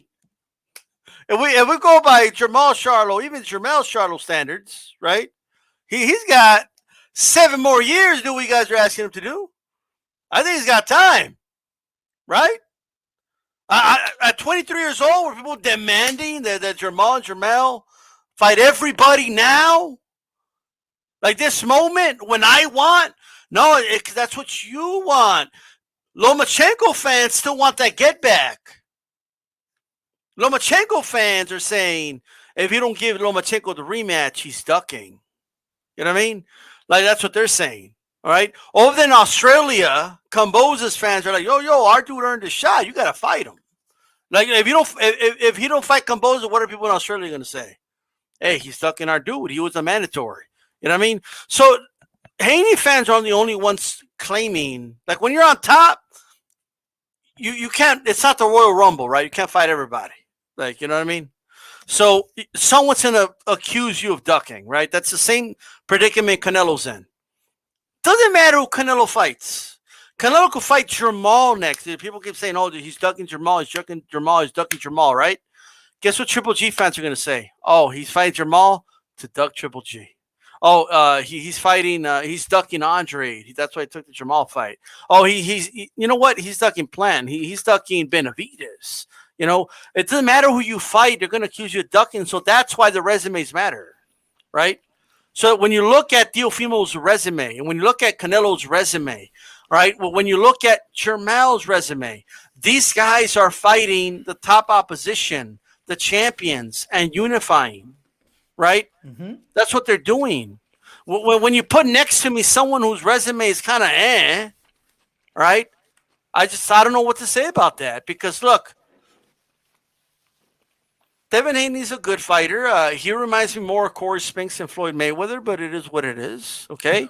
Well, we'll find out when someone tests that chin. You know, we'll find out. But look, man, I asked his dad one time, and I said, because I asked him, "Have you sent an offer to Fortuna?" Yeah. And he said, "No, Fortuna." He gave me a whole history lesson about how Fortuna ducked them, and so they had to go the route. But I said again, "But have you sent him an offer?" You know what I mean?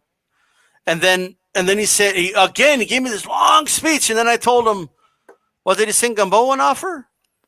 And then he told me, yes. So why can't you send Fortuna an offer just like you sent Gamboa an offer? Yeah. I mean, that's self-explanatory. That's self-explanatory.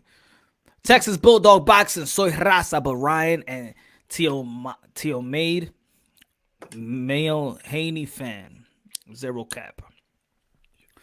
I didn't really understand. Theo made me a Haney fan. Zero cap. Tio made me a Haney fan. Oh, okay. So raza, but Ryan and Theo Fimo made me a Haney fan. Zero cap. Okay. I feel you. Good looking out. So I don't know how. I don't know how. So fighting Nakatani, Comey, Lomachenko, and that made you a Haney fan. I thought that would make you a Tio fan. Pero eso es lo que es, mi hermano. Que I just don't know, bro. I don't know how people think and watch the sport. Here you go, buddy. I don't know, bro. I don't know. Yo, but you know what? You know what's crazy, bro? How many fights did he have when he fought like a veteran, Diego Magdaleno? Like maybe 10 fights. That's like Mike Tyson knocking out everybody. And be like, this is why I'm a David Tua fan. Yeah, dude. Theo didn't have that much experience at all when he dismantled Diego Magdaleno. You know what I mean? It was back in 2019. So he had like maybe 12 fights. So you could go all the way back to then. Like, I got to be honest with you, bro. Like, I think Diego Magdaleno is a better win in lightweight than anybody Haney's beat. Let's make this clear. Let's make this clear for the folks out there. Yeah. Let's be very, very fair. Let's make this clear. Everybody listen up. If you ain't know, listen up, guys. A call out is just a call out. It's nothing. A real call out is when one representative from the other side, whether it's promoter or manager, sends the contract or a term sheet to the other promoter and other manager. Question that you have to that you want to know: did Devin Haney or Bill Haney or DHP ever send a term sheet, a contract to Top Rank, Mick Waters, which is Teofimo Lopez manager? If that didn't happen, then it's just a bunch of call outs. It's a bunch of he say, she say. You know, the type of shit that don't work in the court. Just he say, she say. D-Style, I'm calling you out. Okay. You know?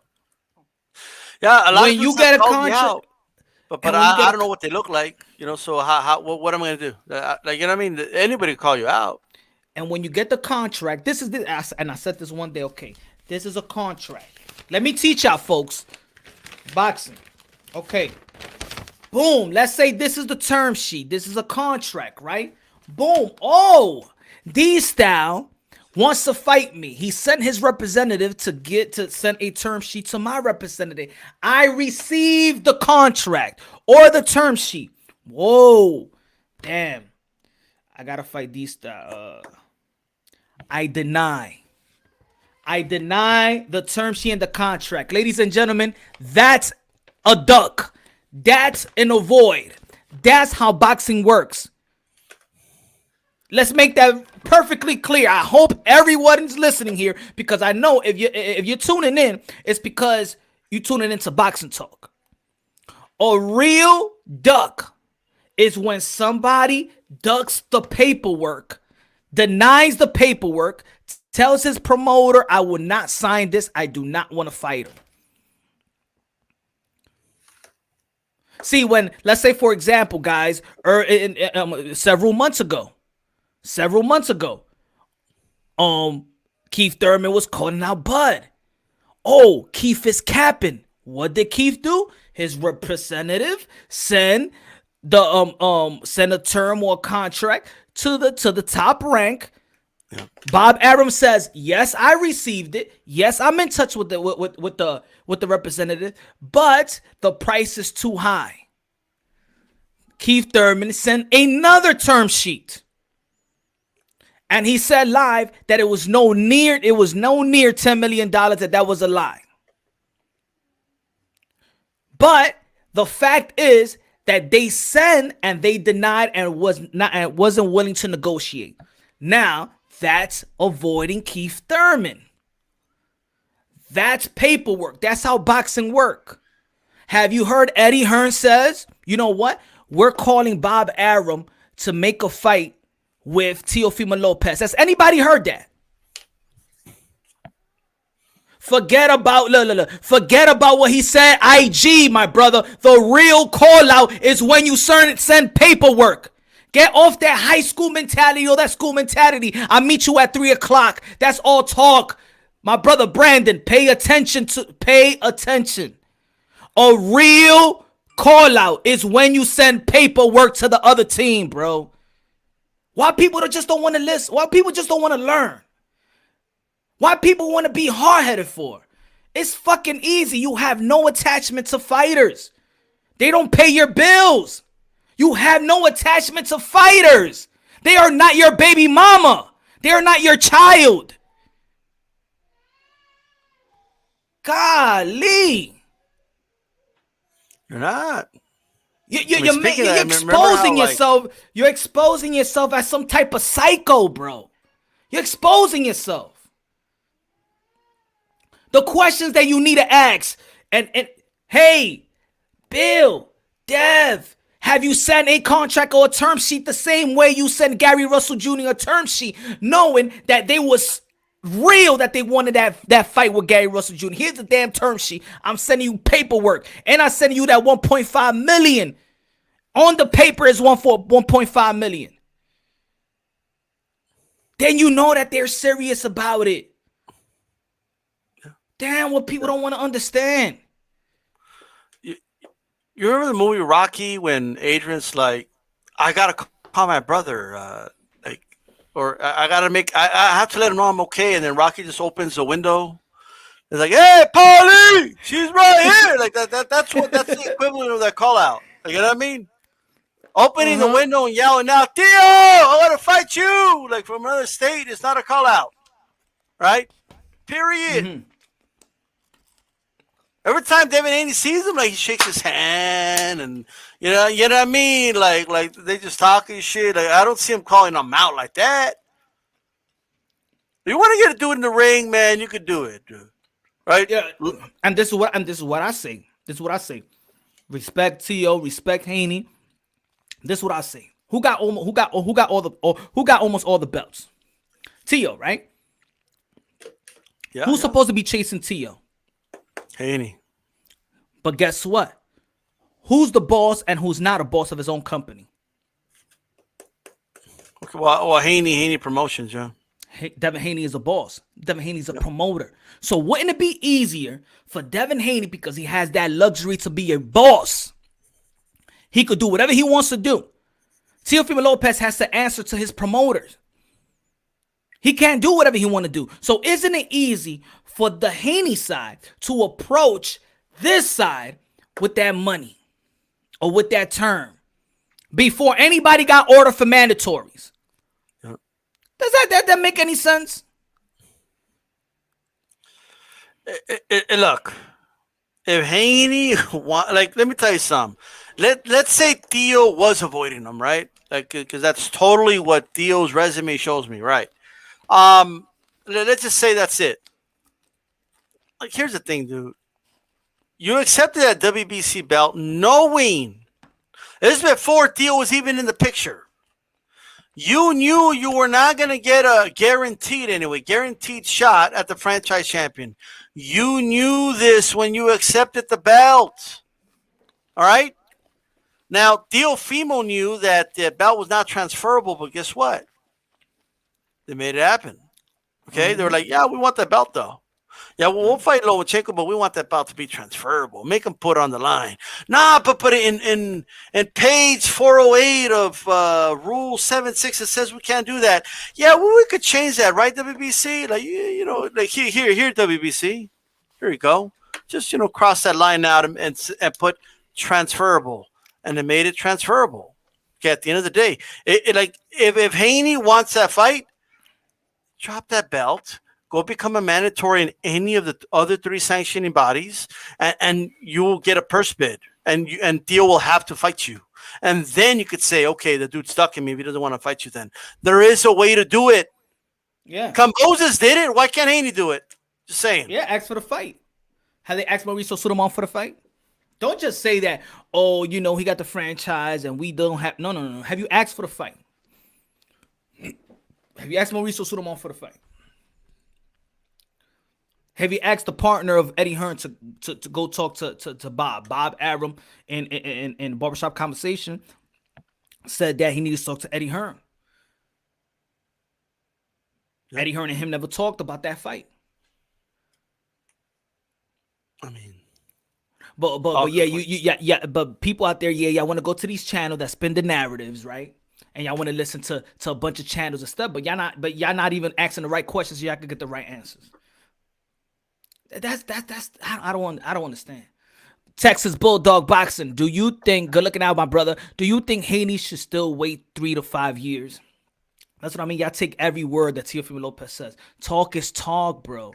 Talk is talk. He said that 3 to 5 years. Is he flip-flopping? Yes, he's flip-flopping. Yeah, when he talks, he flip-flops. Yes. He said also that if he can't fight Cambosis, that he wants to fight Devin Haney.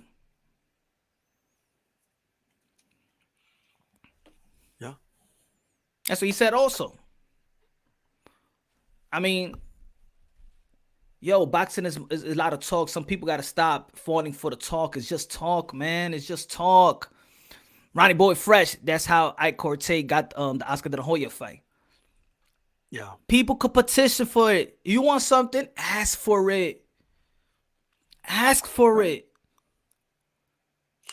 Look, man, look at Lara, right? Lara was...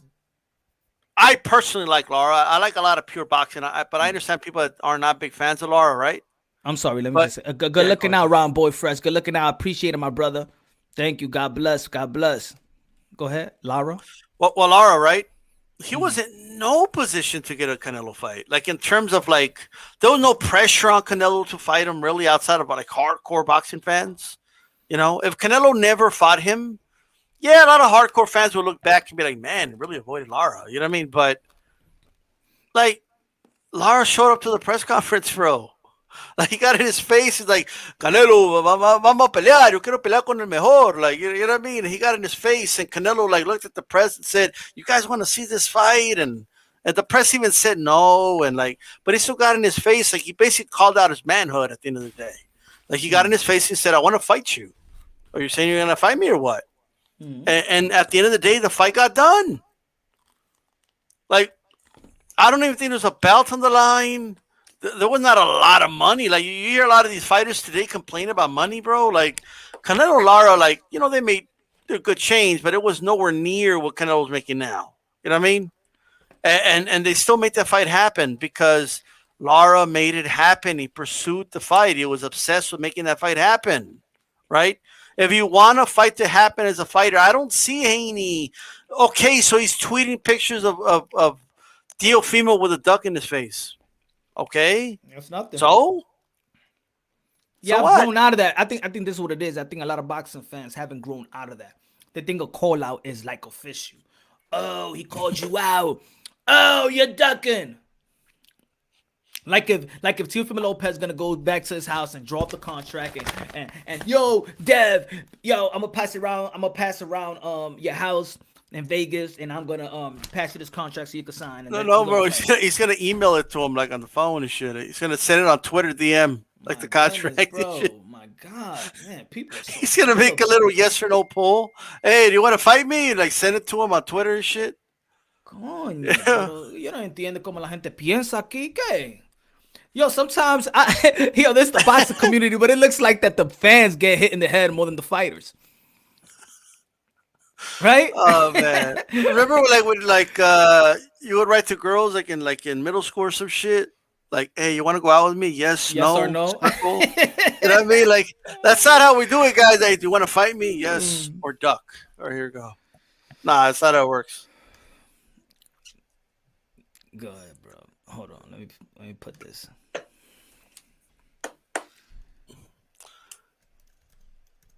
Yeah, I mean, look, man. I think my only thing is this, right? Like, I just want to see Haney fight like a live body. Like, I want to watch a Haney fight where I'm saying to myself, Haney might lose this fight. I've never felt that way ever about a Haney fight. Like, I was confident Theo was going to beat Loma, but I knew Loma could win the fight. Like, I'm like, Loma's a good fighter; he could pull it off. You know what I mean?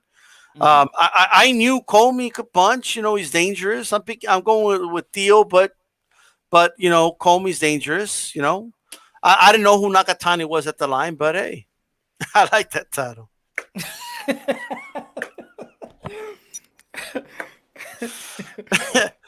And you should actually make a line where they could call into that number and shit. Like you answer, like, yeah, what do you need help with, brother? Yeah, yeah, you called a beta male. Yeah, I'm a beta male. Why don't you want to be an alpha? It's just hard, man.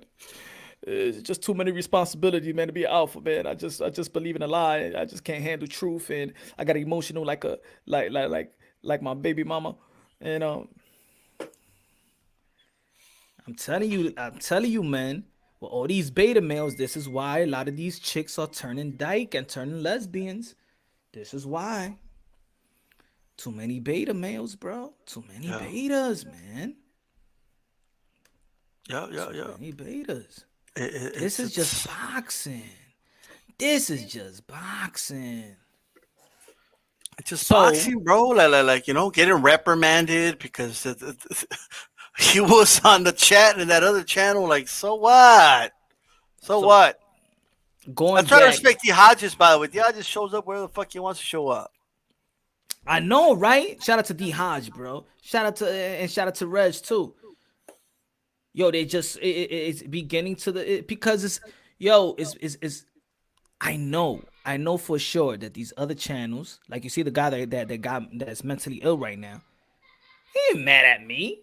I know he ain't, he wants to make believe that he mad at me. You saw what he said that I I'm shitting on his name and that I'm taking Oh, money okay. away from his moms and stuff like that. It's not that. Is that the truth? He just yo, to a point, you just can't lie to yourself too much. You just can't lie to yourself. You can't handle the lie no more. Can't handle the lie no I more. mean, He's going berserk. He throwing blood signs. well, let me ask you this in all seriousness.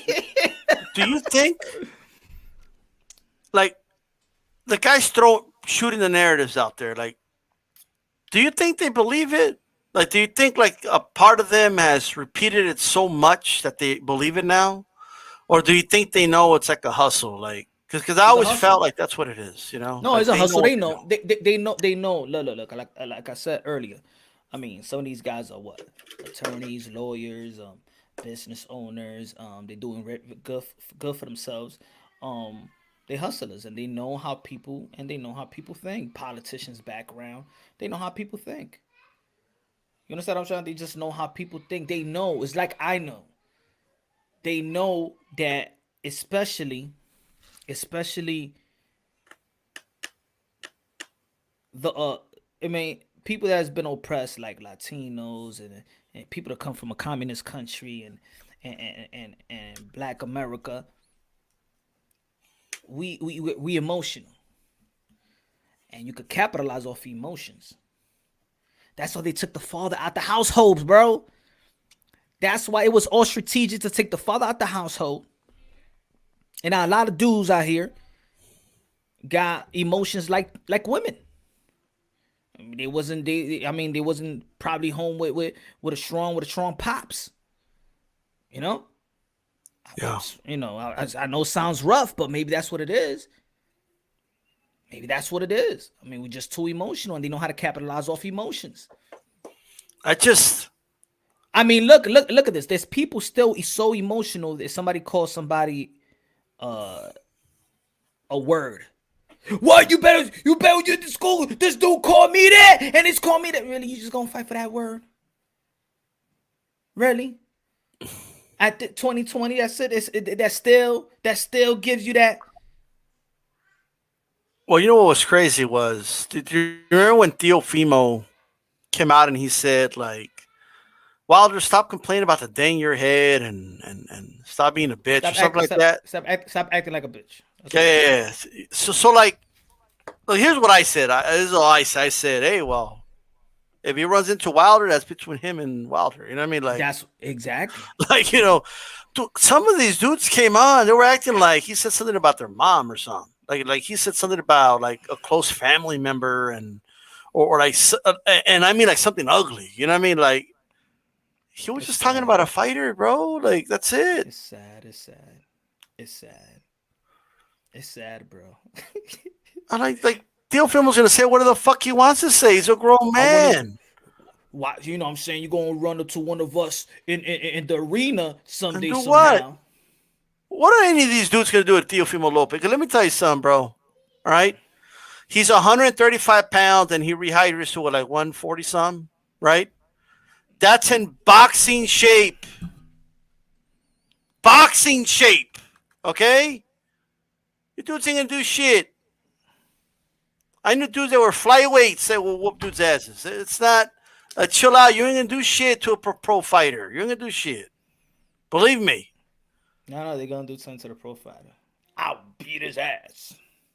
That's like Logan Paul shit. Think he's gonna do shit to Floyd. He's gonna do shit. All right? Yeah, these people are fucking sick as man. Dr. Mofongo, even a mi hermano. There was a dude that went on a tirade, bro. Went on a like racist spics and beaners and all this other shit. Yeah, right? This shit's crazy, bro. That's some crazy talk. And no, saying I'm just calling it for what it is not a good reason to say it, right? No, if I did that shit, if I went on a tirade, a racist tirade like that, okay, no publicist would ever let a guest come on my show, okay? People would be like, what the fuck's wrong with this dude? He lost his damn mind. You're a fucking racist piece of shit. That's what people would be saying about me. You got the you got the complexion for the protection. That's right. Yeah. I am a little lighter than you, Pansari. You know what I mean? Yeah.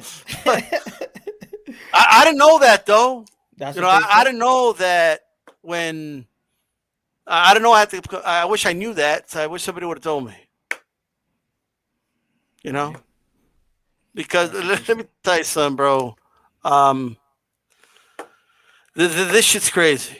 Like the way all this has kind of and it comes this fight. This is the anniversary of the fight because some dudes out here saying things like, I always knew like something was up with D-Style, but after he didn't accept the fact that Fury cheated, I knew I was done with him. I'm like, well, what the fuck's going on? This is boxing, bro. We're talking boxing. I'm going to take this wrench. now it it's one of those things, right? Like it's like a mob tactic. Like, hey, D-Style, you're a cheater, right? Mm-hmm. Like, no, I don't know that. Like, no, he cheated.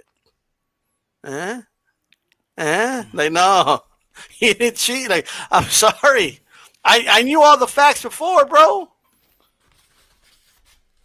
I'm just saying, I knew everything about Fury before the first fight.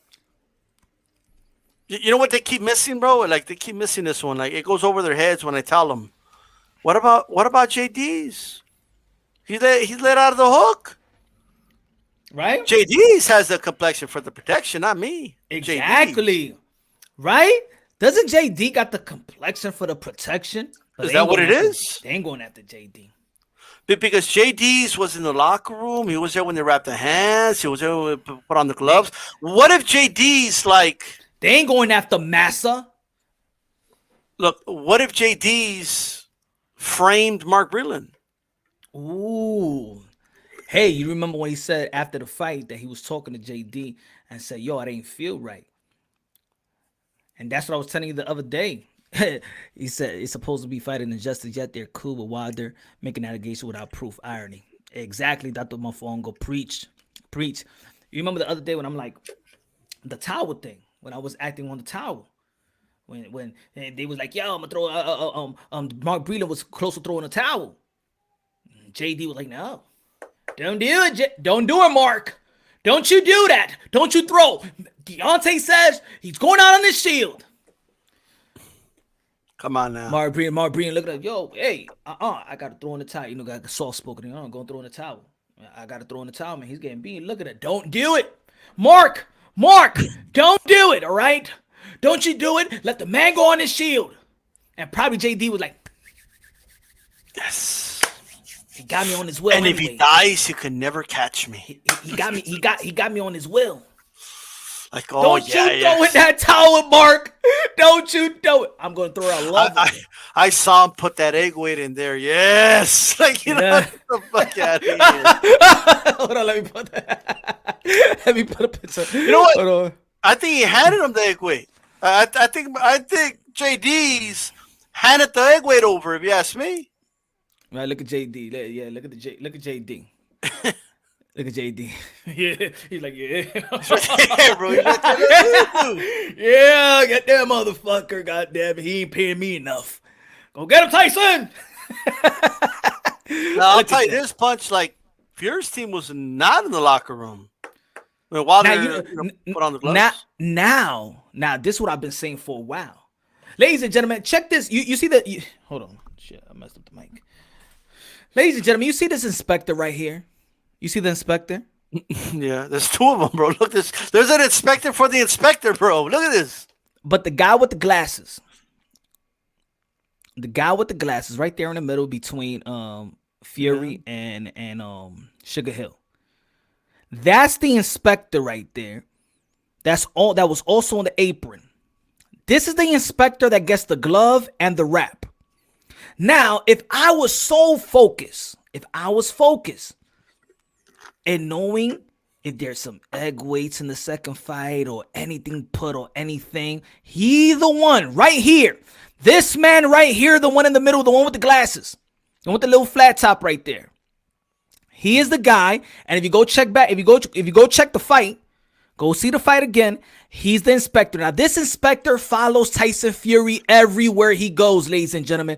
This inspector right here follows Tyson Fury. If he needs to take a pee, if he needs to shit, he needs to check the shit. He needs to take the pee, his pee-pee, everything. That inspector right there follows Tyson Fury everywhere he goes. He follows him down the aisle. He's the one that's up there in the apron in between rounds. He's the one that gets the wraps, and he's the one that gets the glove. Now, has any of these channels know this person's name? That inspector.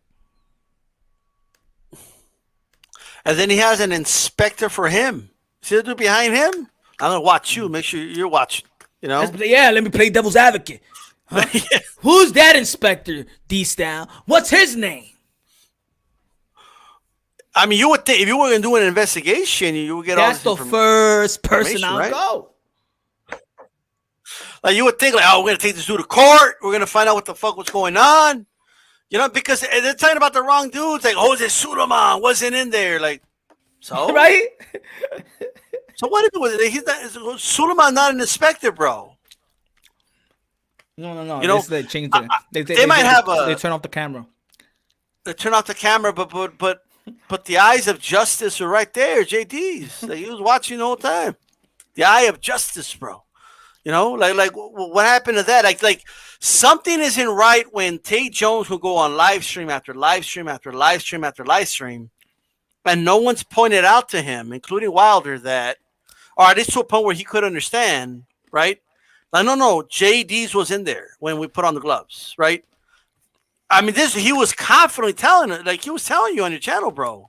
Like Tate Jones, he was going like, if lucky he's not in a witness stand, because, dude, let me tell you, if a lawyer would have gotten a hold of him, like, are you sure JD's wasn't in there? Like, I know he was in there when they put on the wrap, and that's it. Like, okay, and then showed the picture to the jury.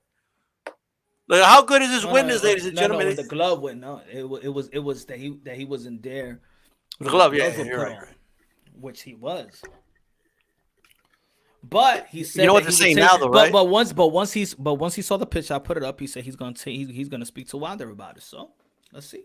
You know what they're saying now, though, right? Because they keep moving the goalposts, bro. They've been moving the goalposts. Man, like, ain't no goalposts. They ain't nothing, man. You know what? The goalpost has a brick wall on it and shit. Like, you can't. Man, the farthest they got was a foul ball tip.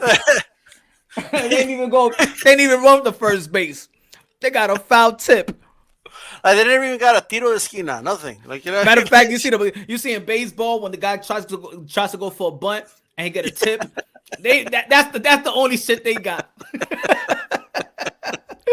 Yeah. And they didn't even get to first base though. They still got out. But what they say, Look, you gotta wait to see. You gotta wait. I know. I've been pitching a perfect game so far. It's only 9 innings, bro. We already went 12 innings, month after month. How many chances do they get? But now they're saying, here's what they're saying. Oh, but at some point, JD's went back to the locker room, and we don't know what happened after that. I mean, they could just keep moving. Like, dude, it's just he could have done anything on the way to the ring and this, that. Like, maybe he did. Look, you could hit the mitts. You can grind them against yourself. Some commissions don't let you like hit the brick walls, but so some fighters do that. Maybe he did break them in, but that's not like crazy. Like a lot of fighters do that, you know. You ever see a documentary where Mike Tyson says he would grind his gloves together until he could feel his knuckles? Mm-hmm. You know what I mean? Like through and everything. Mm-hmm. That's what he did. I mean, it's why not? At the end of the day, there is, people need to understand there's a risk and reward with gloves. That's why there's different types of them. Mm-hmm. You could wear a puncher's glove and it's going to hurt your opponent more. Okay. But you can break your hand. Wilder found that out when he fought Areola. He wore those MX gloves, right? And he hurt his hand in that fight. So there's a risk that comes with it. You know what I mean? Yeah. Mm-hmm. Let me ask. Let's okay. Since it's really a bunch of negative stuff. How about this? What was the good thing that came out of this fight? What do you feel about Tyson Fury now? What do you learn from Tyson Fury? You know what? I gotta tell you, Punch. I went against Tyson Fury when he fought Klitschko. I went against him when he fought Wilder the first time. I went against him in the rematch. Oh, explain why. So, with Klitschko, I just felt like he was too clumsy for Klitschko. Like, you know what I mean? I thought Klitschko would be able to jab him, and Klitschko was doing really good against guys his height or taller than him. You know, he was doing pretty good against them. And so I felt he would outbox Fury, you know, but I was wrong. All right. The one thing Fury brought to that fight is his ability to people think he did it to Wilder. He really did it to Klitschko. I mean, he would like spin him and he like manhandled him in there the way Klitschko would do to fighters. You know what I mean? He gave him a piece of his own medicine and Klitschko didn't know what to do. You know what I mean? And it became kind of hesitant. And I think Fury also got in his head.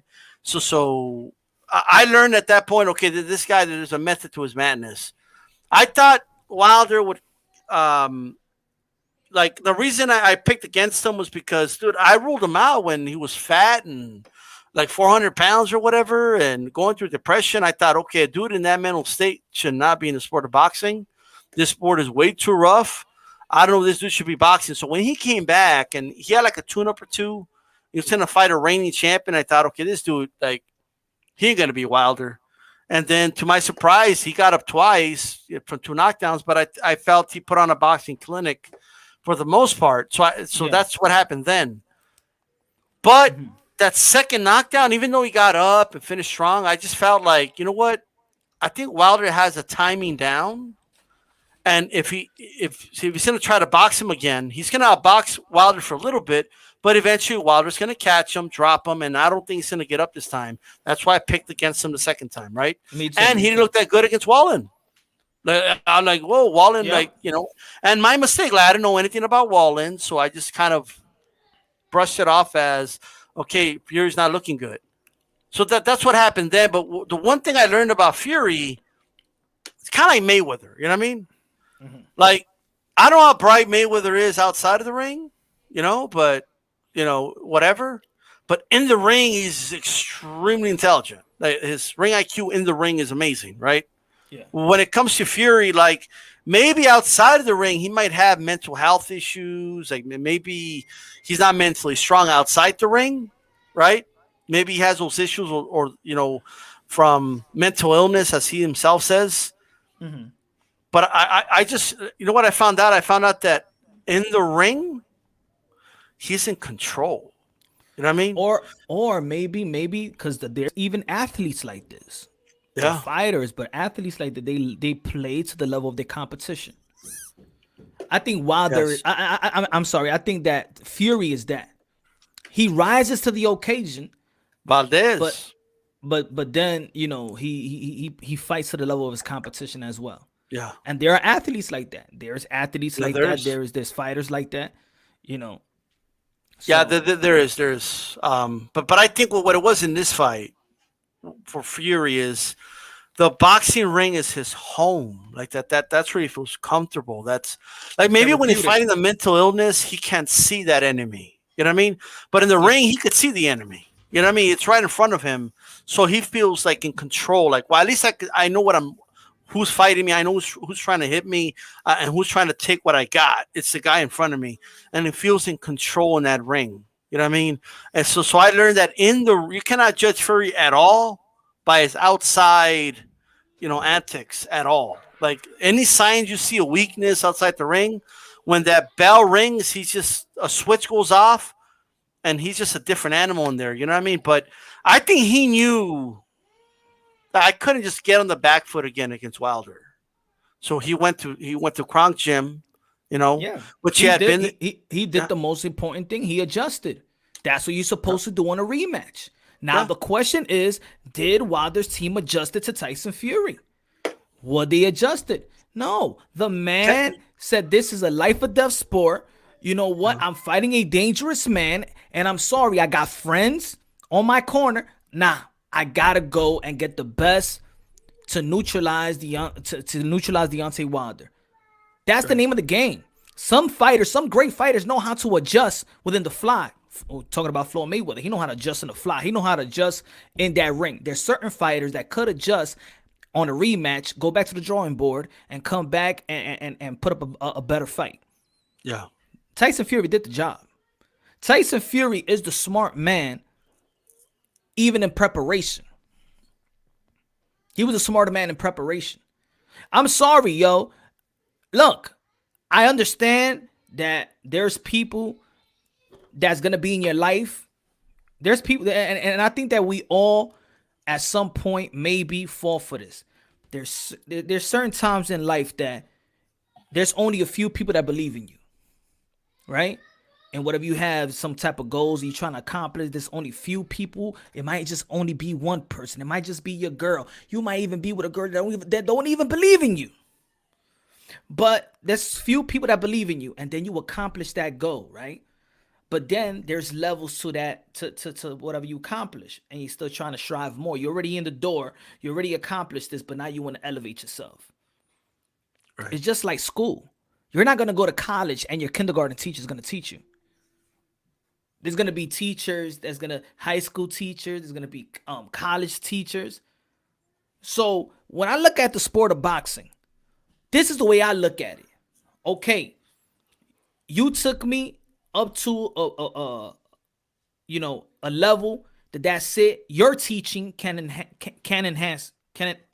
enhance my learning or whatever. You can't put more tools in the toolbox. This is a life or death sport. I need the best in my corner. I don't need the coolest guy. I don't need the guy. I don't need the guy that I'm loyal to. No. I need the best in the corner because, yo, this is a life or death sport. I need the best in my corner. Yeah. And yes, there got to be some accountability also when they say about Mark Breland, but also JD too. If you say if your craft is not getting better, and I understand that Deontay, Mark Breland may say that Deontay Wilder didn't want to listen, right? It does look like, yeah, you probably went for the ride, but also as a trainer, you think that he's gonna listen because as a trainer, you believe in yourself as a trainer as well. You just not. Are you gonna quit on your fighter? No. Because you believe in yourself that he's going to listen the next time. Or maybe he is going through training camps. He's actually listening, but then it goes to the boxing ring and it doesn't come through fruition. Edgar Berlanga is knocking everybody out, but that doesn't mean Andre Rozier is happy. That's why he made him do push-ups. Not the last fight, but the fight before. Right. He's not happy the way he's knocking the people out. You know, because he probably told them this is the way that you should knock him out. Probably he went out there not listening to him. Well, because as a trainer, he's we're looking at the two fighters. Him as a trainer, he knows there's far superior opposition to what Berlanga's fighting in the ring at that moment, right? So he's envisioning that what another like top elite fighter would do in that situation, wouldn't fall for that trick or that trap, or whatever you're trying to set up. So he wants to do it in a way that's going to prepare him for future fights. You know what I mean? And the question is, no, go ahead. I'm sorry. well, but the question is Wilder's team doing that? Like how's the dude you knocked out training you now, like a Millie Scott? How is that going to get you any better? Like, if you really think about it, right? Maybe he will, maybe he won't. I don't know. All right, but if you've convinced yourself that the only reason he beat me is because he had an egg weight in the glove, and because I saw some YouTube videos and they made some elaborate explanations as to why he didn't have any padding on the glove and he cheated, that's the only reason he beat me, right? If that's the hill you want to die on, if that's what you want to go by, then go by it. You know what I mean? But I still think he needs to make some adjustments. Like if he keeps it real with himself. I hope that's just some internet shit he's doing to promote the third fight or something. Because he needs to make some adjustments, man. He needs a trainer in there, like a guy that's going to tell him, yo, you're not doing that right. Me too. Me too. I do wish that he comes out and be like, you know what? I got to take accountability. All this stuff ain't even helping me. End of the day, the better man won. Just like I said after the fight, I'm going back to training camp. I'm going to better myself. I want the trilogy. And I would think that even people would just forgive him. The people that don't believe in it, put it that way. I understand these fighters don't give a damn about the fans also. Forgive me for what. I ain't apologizing for nobody. But I'm just saying that I think if he just says the right things, because, come on, man. You got to protect your name as well and your legacy, yo. And it's not looking good right now, man. It's not looking good. It's not. And I seen the footage of him hitting the mitts with JD's. Nah, bro, that's not. JD's trying to imitate Fury. But also, they got to take responsibility as well. Just like they say, oh, Mark Breland, why does he stood there? Why did he stay there? Yeah, why did JD also stay there? How about y'all be loyal enough to Deontay Wilder, knowing that y'all can't do nothing for him, and then leave him, including JD? That doesn't mean that you leave him out, you keep him away from your camp. Maybe you have him there as your assistant coach or assistant manager. Just have him doing something else. That doesn't mean you boot him out the camp or boot him out your team. But what instructions are you giving this guy? Come on, look at it in between rounds. What are the instructions? You're not giving no instructions. How you going to go to a fight with Tyson Fury? How you going to go to a fight without a cut man? They didn't even have a cut man. I don't know, man. That's the problem when a fighter runs his training camp. That's when it's going to go downhill. A fighter cannot run his training camp. It needs to be the trainer. Needs to be a trainer. Like he needs a trainer. Somebody he needs a teacher, not a trainer. I mean, yeah. But we also have to ask ourselves, though, like, even if Wilder got like an all-star, like the best cut man in the business, the best trainer in the business, another second that's like top notch, it still wouldn't be enough in one fight because you have to rewire everything. You know what I mean? One fight just isn't enough. He would need at least a tune-up or two. Like you said earlier, he needs a tune-up. Breland was trying to stop a cut. He's like, yo, I'm not a cut man. I don't know nothing about this. I'm trying to do something I'm not a specialist in. Right. Huh? That's your responsibility. You the boss. How the hell you don't have a cut man in the corner? What's going on over here, bro? Doesn't make sense. Bro. It doesn't make sense. I mean, that's what Mark Breland said. But and he had the best cut, right, Angel? And he had the best cut man at that. Floyd Mayweather. Making sure everything gonna work on all cylinders, just in case. I think he thought he was just gonna go in there, just knock him out. I honestly think that. I think he thought, yeah, I'm just gonna go in there and knock him out. So and I understand the power of like believing in yourself and being confident. But look, all fighters should be confident going in a fight, but you have to have a game plan with it. You know. Hey D, if you listening, we're talking like this because we're actually true fans that care about you, brother. Them other channels that's hyping you up and try to come with the stupid. You think that's support? It's all right. Think what you think. You could think what you think. That's not true support, bro. It's hard for people to believe this, bro. But because I hear you say the same thing, and like nobody believes you. Like by nobody, I mean like the hardcore Wilder fans. Like I'm a fan of Wilder's. Like I've been supporting Wilder's since 2015. They're not hardcore Wilder fans. They just they have just some type of obsession. That's not a Wilder fan. Yeah, because a true Wilder, you know why? Because a true Wilder fan wouldn't want him to fight Tyson Fury right now. But you think they want the fight though, for real? Or I think they like the fact that the fight's not happening, so they could say he's ducking and they could keep that narrative going. You know what I mean? And that's not confidence that I don't think that Deontay Wilder could come back and compete. I'm saying this is timing. I have the confidence that you could go and with your new trainer because you have shown us that you could learn real fast. That's why you're in the position that you are in today. Because you walked into a gym and at least you got the fundamentals packed down to go get a bronze medal to come and become a champion. Mm-hmm. So I have confidence that you could learn fast. So so me as a Wilder fan, I'm giving him one fight, one training camp. Learn your trainer. Let the trainer learn your habits.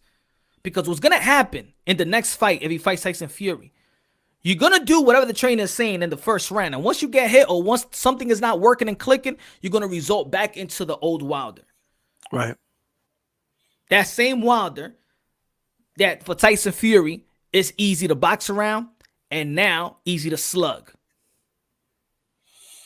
And you don't know what he's gonna do. Like here's the thing, right? What really worked for Fury in the rematch was he blitzed him early. Like the bell rang and he was like knees high. He ran at Wilder. Like I never seen anybody do that, and I think it caught Wilder off guard. Like whoa, you're not supposed to just come at me. I'm the puncher. You're supposed to stay away from me. And he threw some right hands, and Fury was still there, and Fury started hitting him back on the front foot. And I think he was like, yeah, it was like a bear, like a big bear just smacking you. You know what I mean? Like that's what Fury was. And now the thing is, it's like, but you should have been ready for that.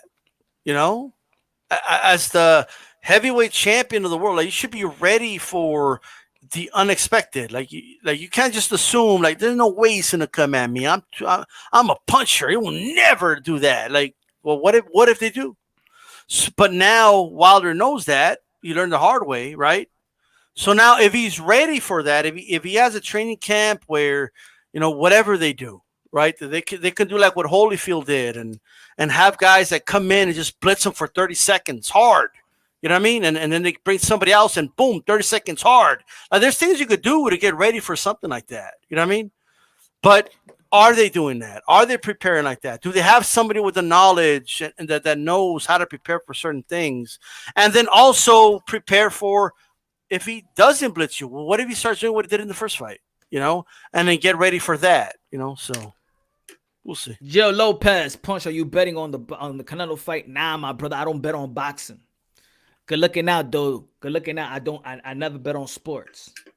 For what? You're gonna bet 100 and win $1? Like what? Hey, maybe your drum. Hey, upset. Nah. Nah, my brother. But good looking out, my brother. This is what I'm gonna say about these heavyweights, though. Let's talk about the three-headed monsters: Anthony Joshua, Tyson Fury, Deontay Wilder. They all got heart. In that ring, they got heart. That's something that nobody could take away from them. Tyson Fury been floored. He gets back up. He got heart. Anthony Joshua, even with Andy Ruiz, he got back up. He got floored like 4 times. He got back up.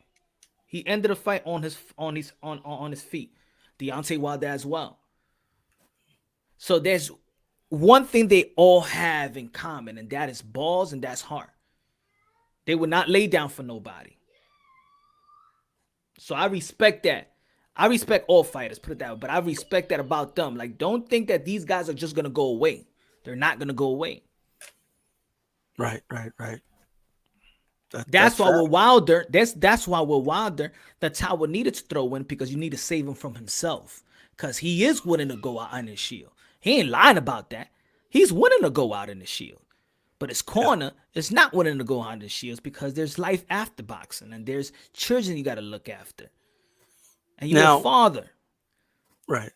And that's a responsibility as well. You have to be responsible also as a dad. Yeah. I'm not saying go out there and quit when things are going bad. I'm not saying go take a knee if you don't have to. But there's also life after boxing and there's responsibilities. And you don't want to leave your kids without a dad. Because I'm very big on fatherhood and fathers being in kids' life and being the head of their house and stuff like that. Because, you know, the family are getting destroyed, bro. Without no father, man, it's weakening. They know how to attack. If there is a system out there, keeping the father out the household. We don't want that. Your children are what is it like? They have a better percentage of them succeeding in life and being successful in life with a father in a home. Yeah. Prime fighting champions was good, my brother Moonshine. So, yeah, man. I mean, for other people, there's a celebration this 1 year, and there's like a funeral or stuff like that. Oh shit. I mean, it could just be the anniversary of a boxing fight that Fury won, but you know, but I'll say this though: for people saying things like, "Look, can I see the debates in the chat? Look, all these heavyweights could take a punch, or they wouldn't be where they are." Okay, like, that's number one. Okay, but I think not Dillian White, not Dillian White, but if. Well, I mean, I would argue anybody would get knocked out with that uppercut, you know. But like, here's the thing, though. Like, Wilder got knocked out in the amateurs. Like, this idea that he can't get knocked out is crazy. It's the aura. Aura. And if he goes, it's the aura. And if he does listen, because you know that he does listen to the delusional channels. And that hypes him up. If he does, then I only gotta be perfect Iron for Man. seconds, you know. Yeah, man. Like, if you literally believe that you only have to be good for 2 seconds in a 12-round fight, and your opponents have to be perfect for the whole fight, like, if you convince yourself that that's true, and you actually believe it, are you really going to train? Are you really going to train that hard? No. Like, are you really going to have a game plan? And, like, are you really going to do that? Or are you going to say to yourself, I mean, I'm going to hit him at some point, so. Yeah, he's going to go down. You know, when I hit something. Dude, I was hearing things like Wilder is the most devastating puncher of all time. Like, all time. You know what I mean? I was hearing things like Wilder can end the fight whenever he wants. Like, if you think it's impossible to beat Wilder because, dude, you got to be perfect for 12 rounds. Nobody could be perfect for 12 rounds. Like, I mean, come on. His power is still special. Which is why a lot of of these dudes, bro, like they were in denial about the first fight. They were calling it a knockout because it had to be a knockout in order for that aura to still be a thing. You know what I mean? Like, no, guys, he did knock him out. Fury was knocked out, okay, in that fight. I don't care what the record says. I don't give a fuck if he got back up. I don't give a fuck. He was knocked out. That was a knockout for Wilder, point blank, period, because they wanted to keep that aura going. That's why it was important for that to be a knockout in order to keep you got to be perfect for 12 rounds. Well, Fury wasn't perfect in the first fight, but he won. Now What's this is what officially I a said draw? after, and now this is what I said. I really don't debate the count. The count was longer than what it is. I said it. I said it countless times. I'm still gonna say it. 95% of the referee wouldn't even start counting. 95% of the referees in the sport of boxing, the way that Tyson Fury fell on his back, fell flat and hit his head on the canvas and had his eyes closed for nearly 5 seconds, not even a referee will start counting. So I'm with anyone that if that's a debate right there, I'm with them on that one because I didn't even think that a referee would count. So here's because it's two different things, right? Because you're what you're saying, and it makes a lot of sense, right? A lot of refs will look at that and say, okay, and wave it off, right? But we could use hindsight and we could say, Jack Reese made the right call. Yeah. You know what I mean? Because he beat the count.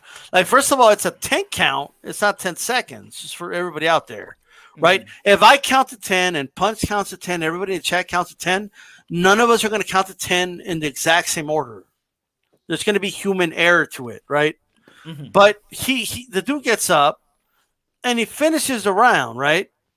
So I could see why someone would argue like, no, that was a knockout for Wilder and all that. But at the end of the day, he did beat the count. At the end of the day, yes, Jack Reese probably made a judgment call that most refs wouldn't even take a risk on, but he made it, and you got to give him props for it because it paid off at the end of the day.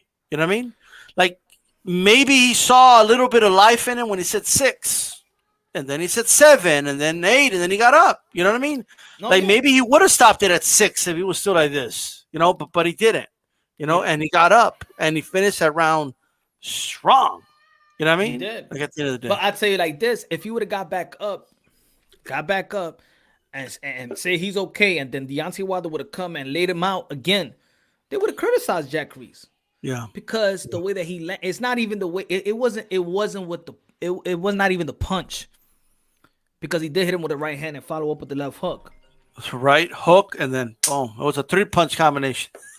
Yeah, so it wasn't even that. It was the way that when you land flat and your head bounces off the canvas and your eyes are closed, referee usually takes their hand, takes the mouthpiece out their mouth so they could start breathing. That's when you see referee that they take the mouthpiece off there so they can start breathing. When you have your eyes closed like that, that's what I'm like saying. That in other fights that wouldn't even be a count. Not even if you flat on your face, a referee will still count. But when you land on your back like that, that's when they'll stop the fight.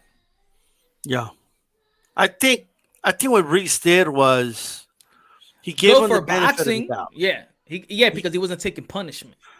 It was the heavyweight championship of the world. It's a 12th round. And he probably said, let me count a little more. And he saw some life in him. You know what I mean? I think that's what happened. Yeah. Edwin, dímelo, mi hermano. Facts, Fury, Wilder, and Johnson have to worry because Eddie Reynoso fighters are coming. Ruiz and Sanchez. Eddie Reynoso is the best trainer in the world. Eddie Reynoso is doing a good job, man. Eddie Reynoso is doing a good job. And the good thing about it is that he has all his fighters in the gym, regardless if they have a contract to fight.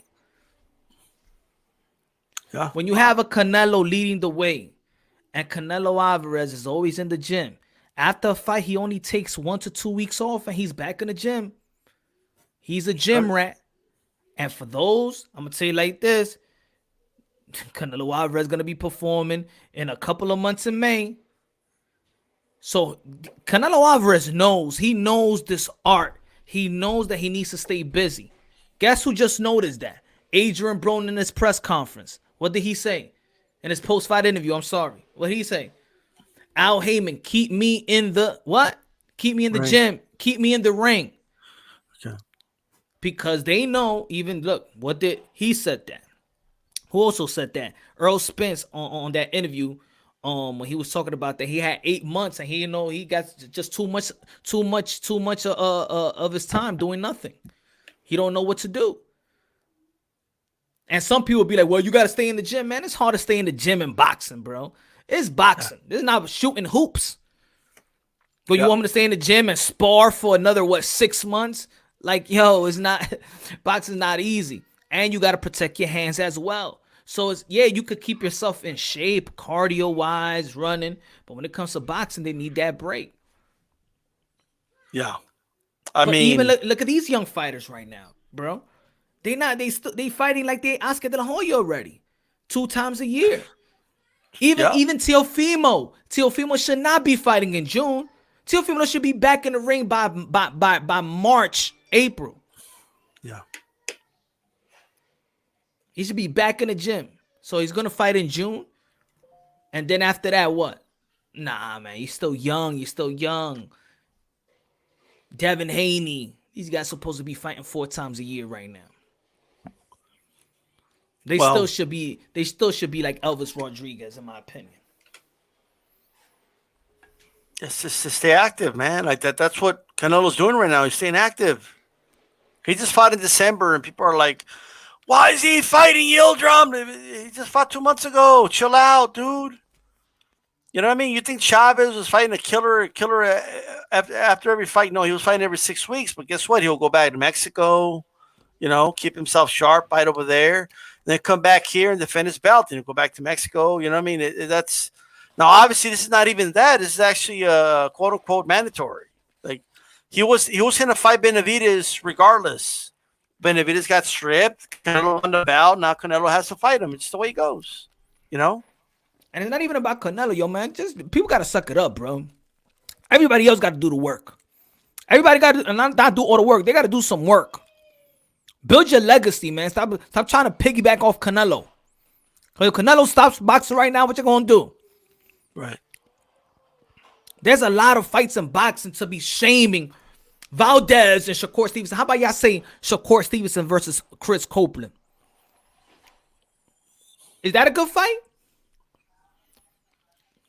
You know what somebody told me? I said, yo, what about Demetrius Andre and Charlo?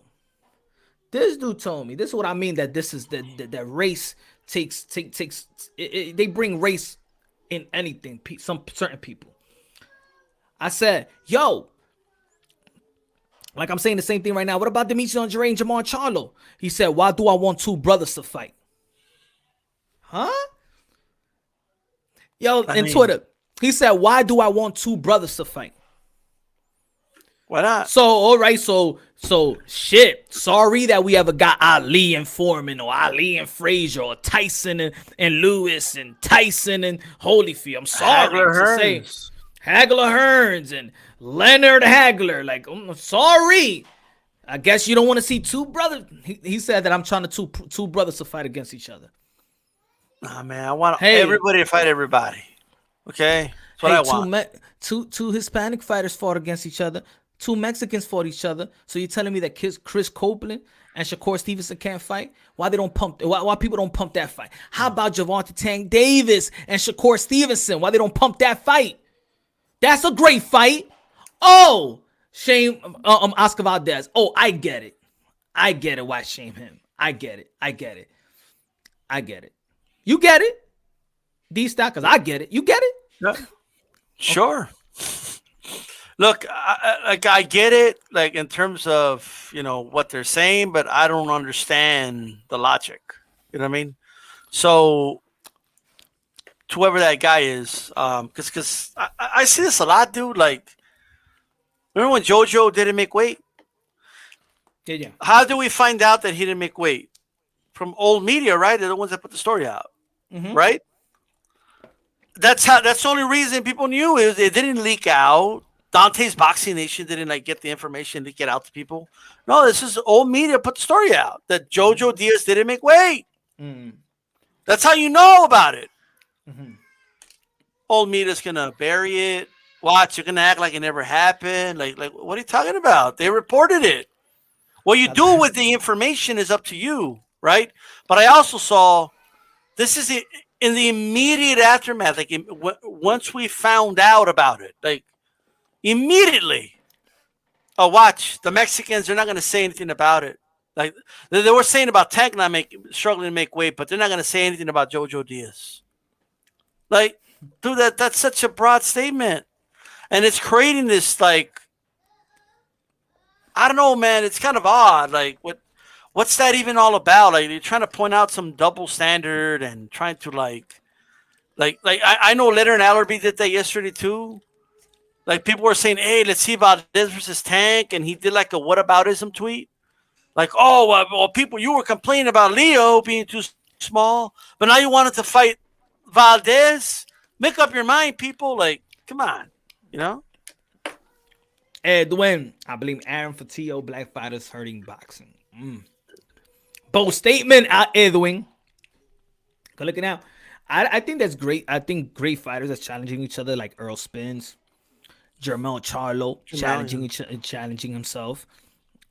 Anthony Joshua challenging himself. True. So there is a mixture of fighters. There is a mixture of fighters. It's Jermel's one fight away from undisputed. Yeah, he's one fight away. But quién se lo va a dar? Brian Castaño. Argentino, let's go. Respetan los latinos, mi gente. Respetan los latinos. Because they're challenging each other. I'm going to tell you like this. Jermel Charlo, great accomplishment versus who? A Latino, Rosario. Jason Rosario. I'm going to tell you like this. Did Jason Rosario really have to go back-to-back, fight J-Rock to Jermel Charlo? Didn't have to. He could have picked anybody. He could have picked anybody and put more money into his pockets and get easy bouts. But what did he want? What did Jason Rosario want it? Legacy. He wanted to chase greatness. He wanted legacy. Teofimo Lopez wanted legacy. Canelo Alvarez already got legacy. Valdez, legacy. Right. Yeah. Man. Yeah, but you know what they say, bro? I mean, Teofimo doesn't fight any black fighters, bro. I mean, last I checked, Comey was black, but I mean, I don't know. Who's challenging himself?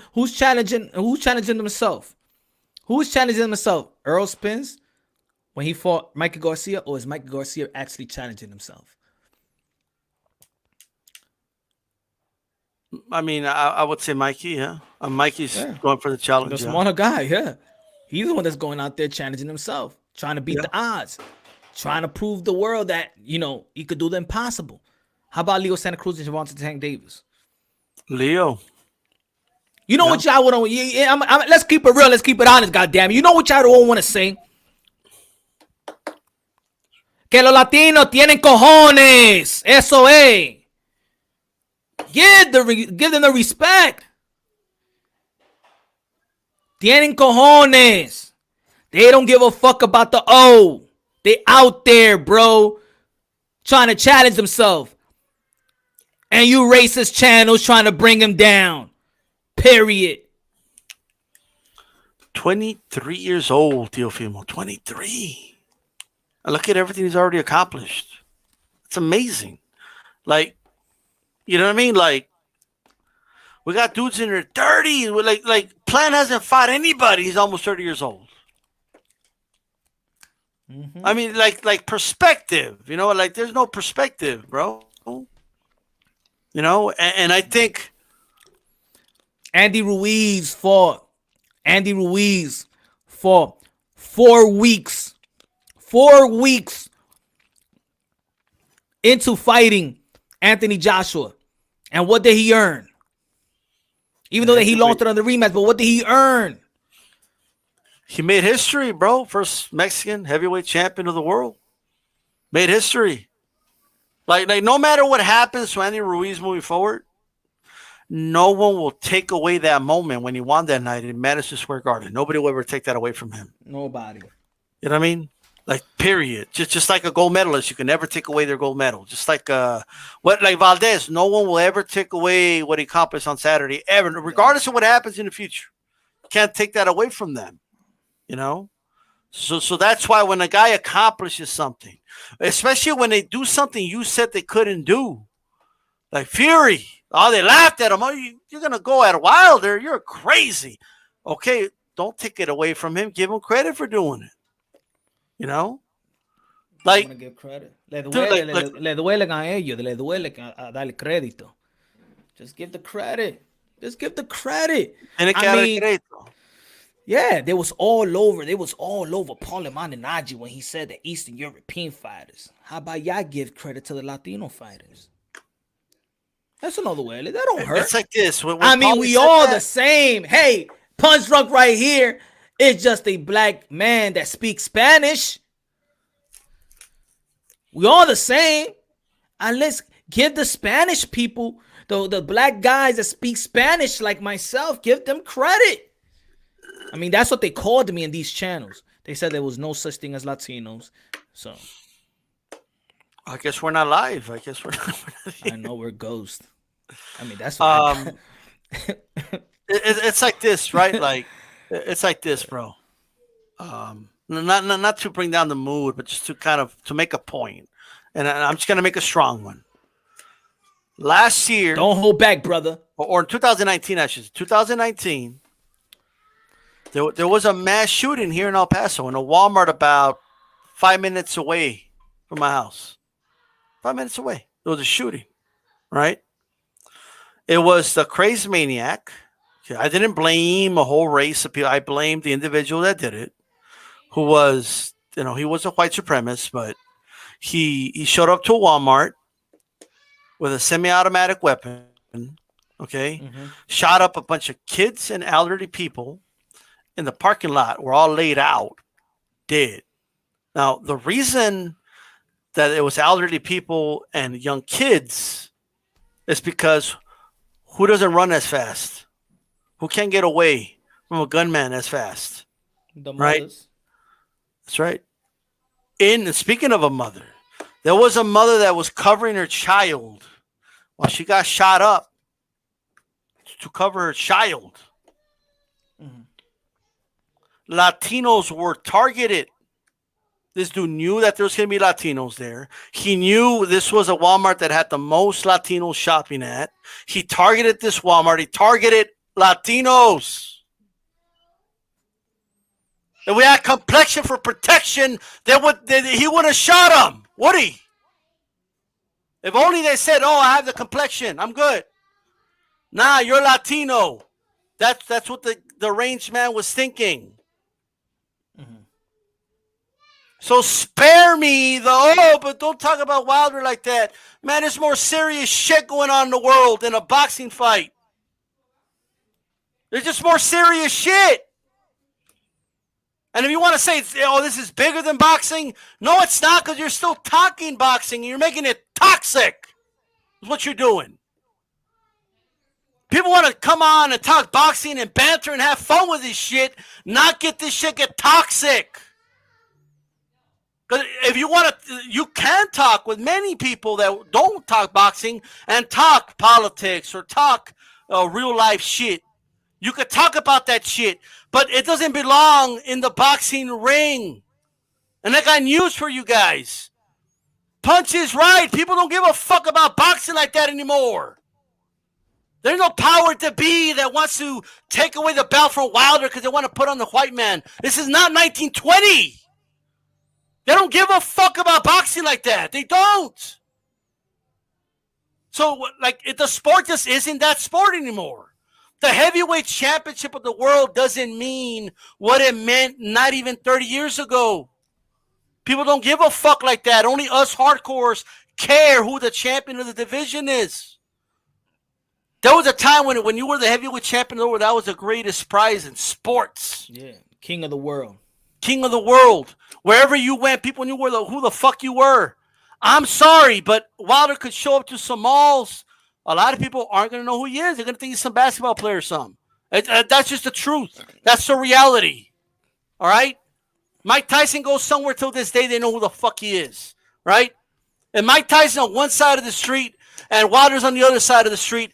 I'm sorry. Everyone's going to be on Mike Tyson's side of the street to try to take selfies with the man. Because he fought an era that meant more. That's the way it is. We're just not in those. It just doesn't matter like that. So when you start a conspiracy theory with, you know what it is? Because they don't want someone like Wilder to be the champion. They want to put it on the white man.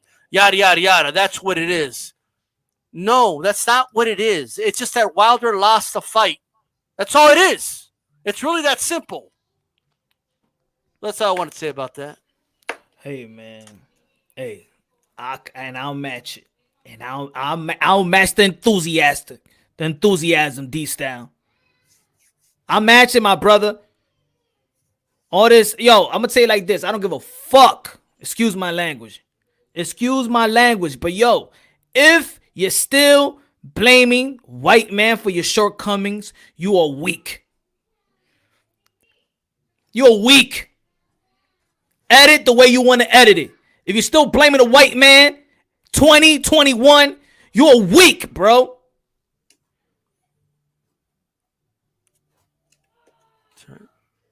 In sports, in life, man, please, man.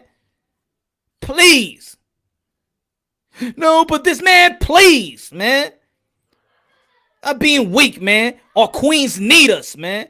Our queens. Our children. And every shortcomings, even in the sport of boxing, the white man is trying to take the belt away from. Man, shut the hell up, man. Fucking weak links.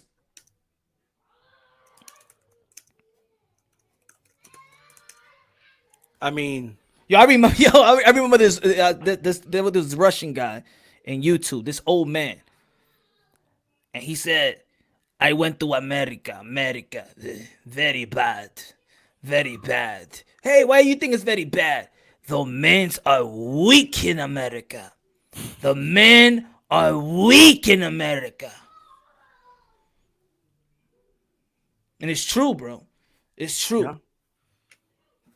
It's true, bro. It's weak, man. Still. Oh, and then, yo, but you don't know. Man, we know the fucking history, man. Everybody knows the history. Do you know the history of 2021? Ain't nobody stopping you to get nothing, to get where you need to be.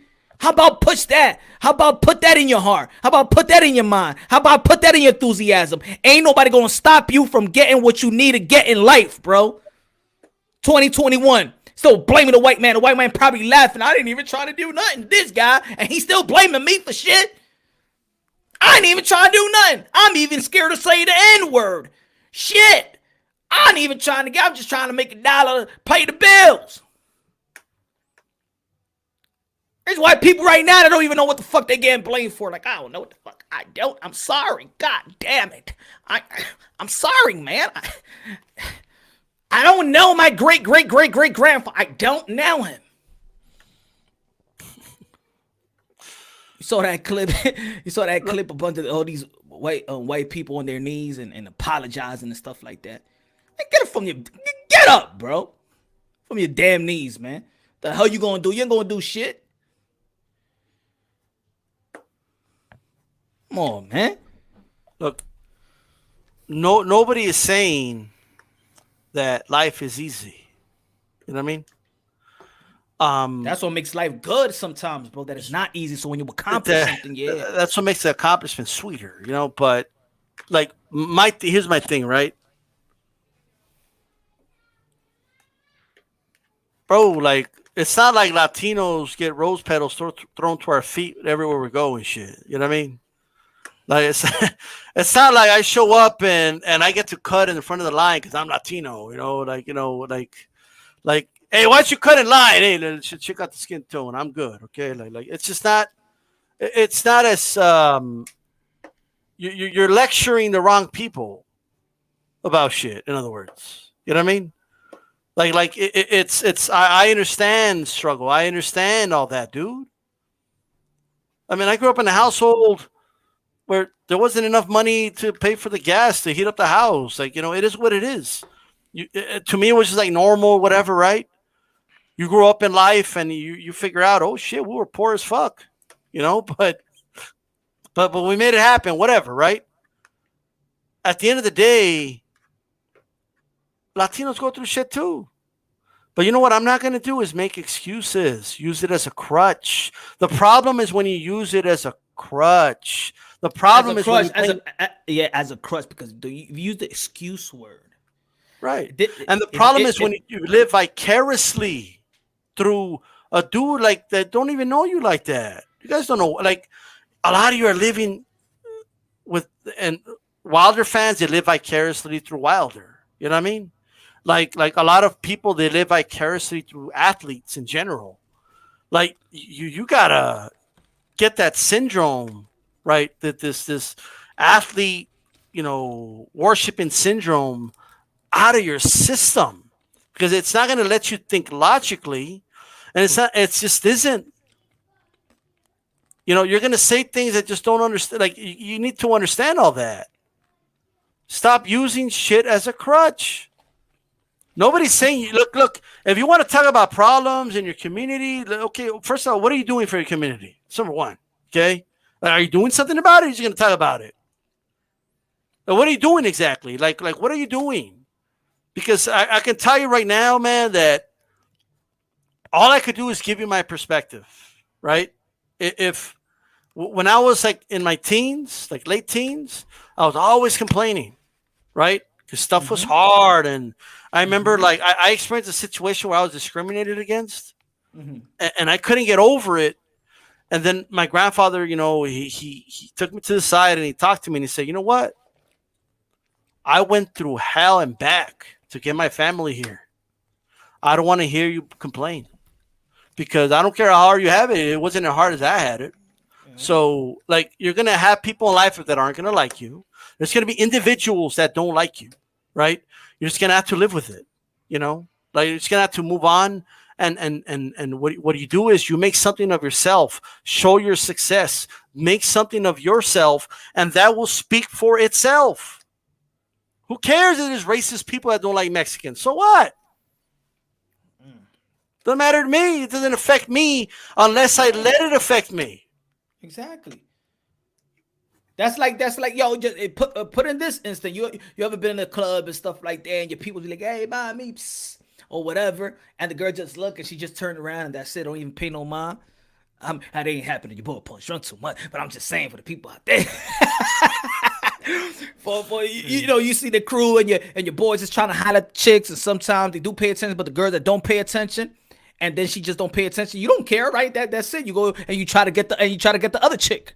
Why you just can't think about it in life like that? Oh, you couldn't get that job? All right, she didn't want you. She wasn't even digging you. She wouldn't even look at you. She didn't even want to know who you are. She probably look at you and try to identify who you really are. You don't want me? Next chick. Well, you can't go life through that.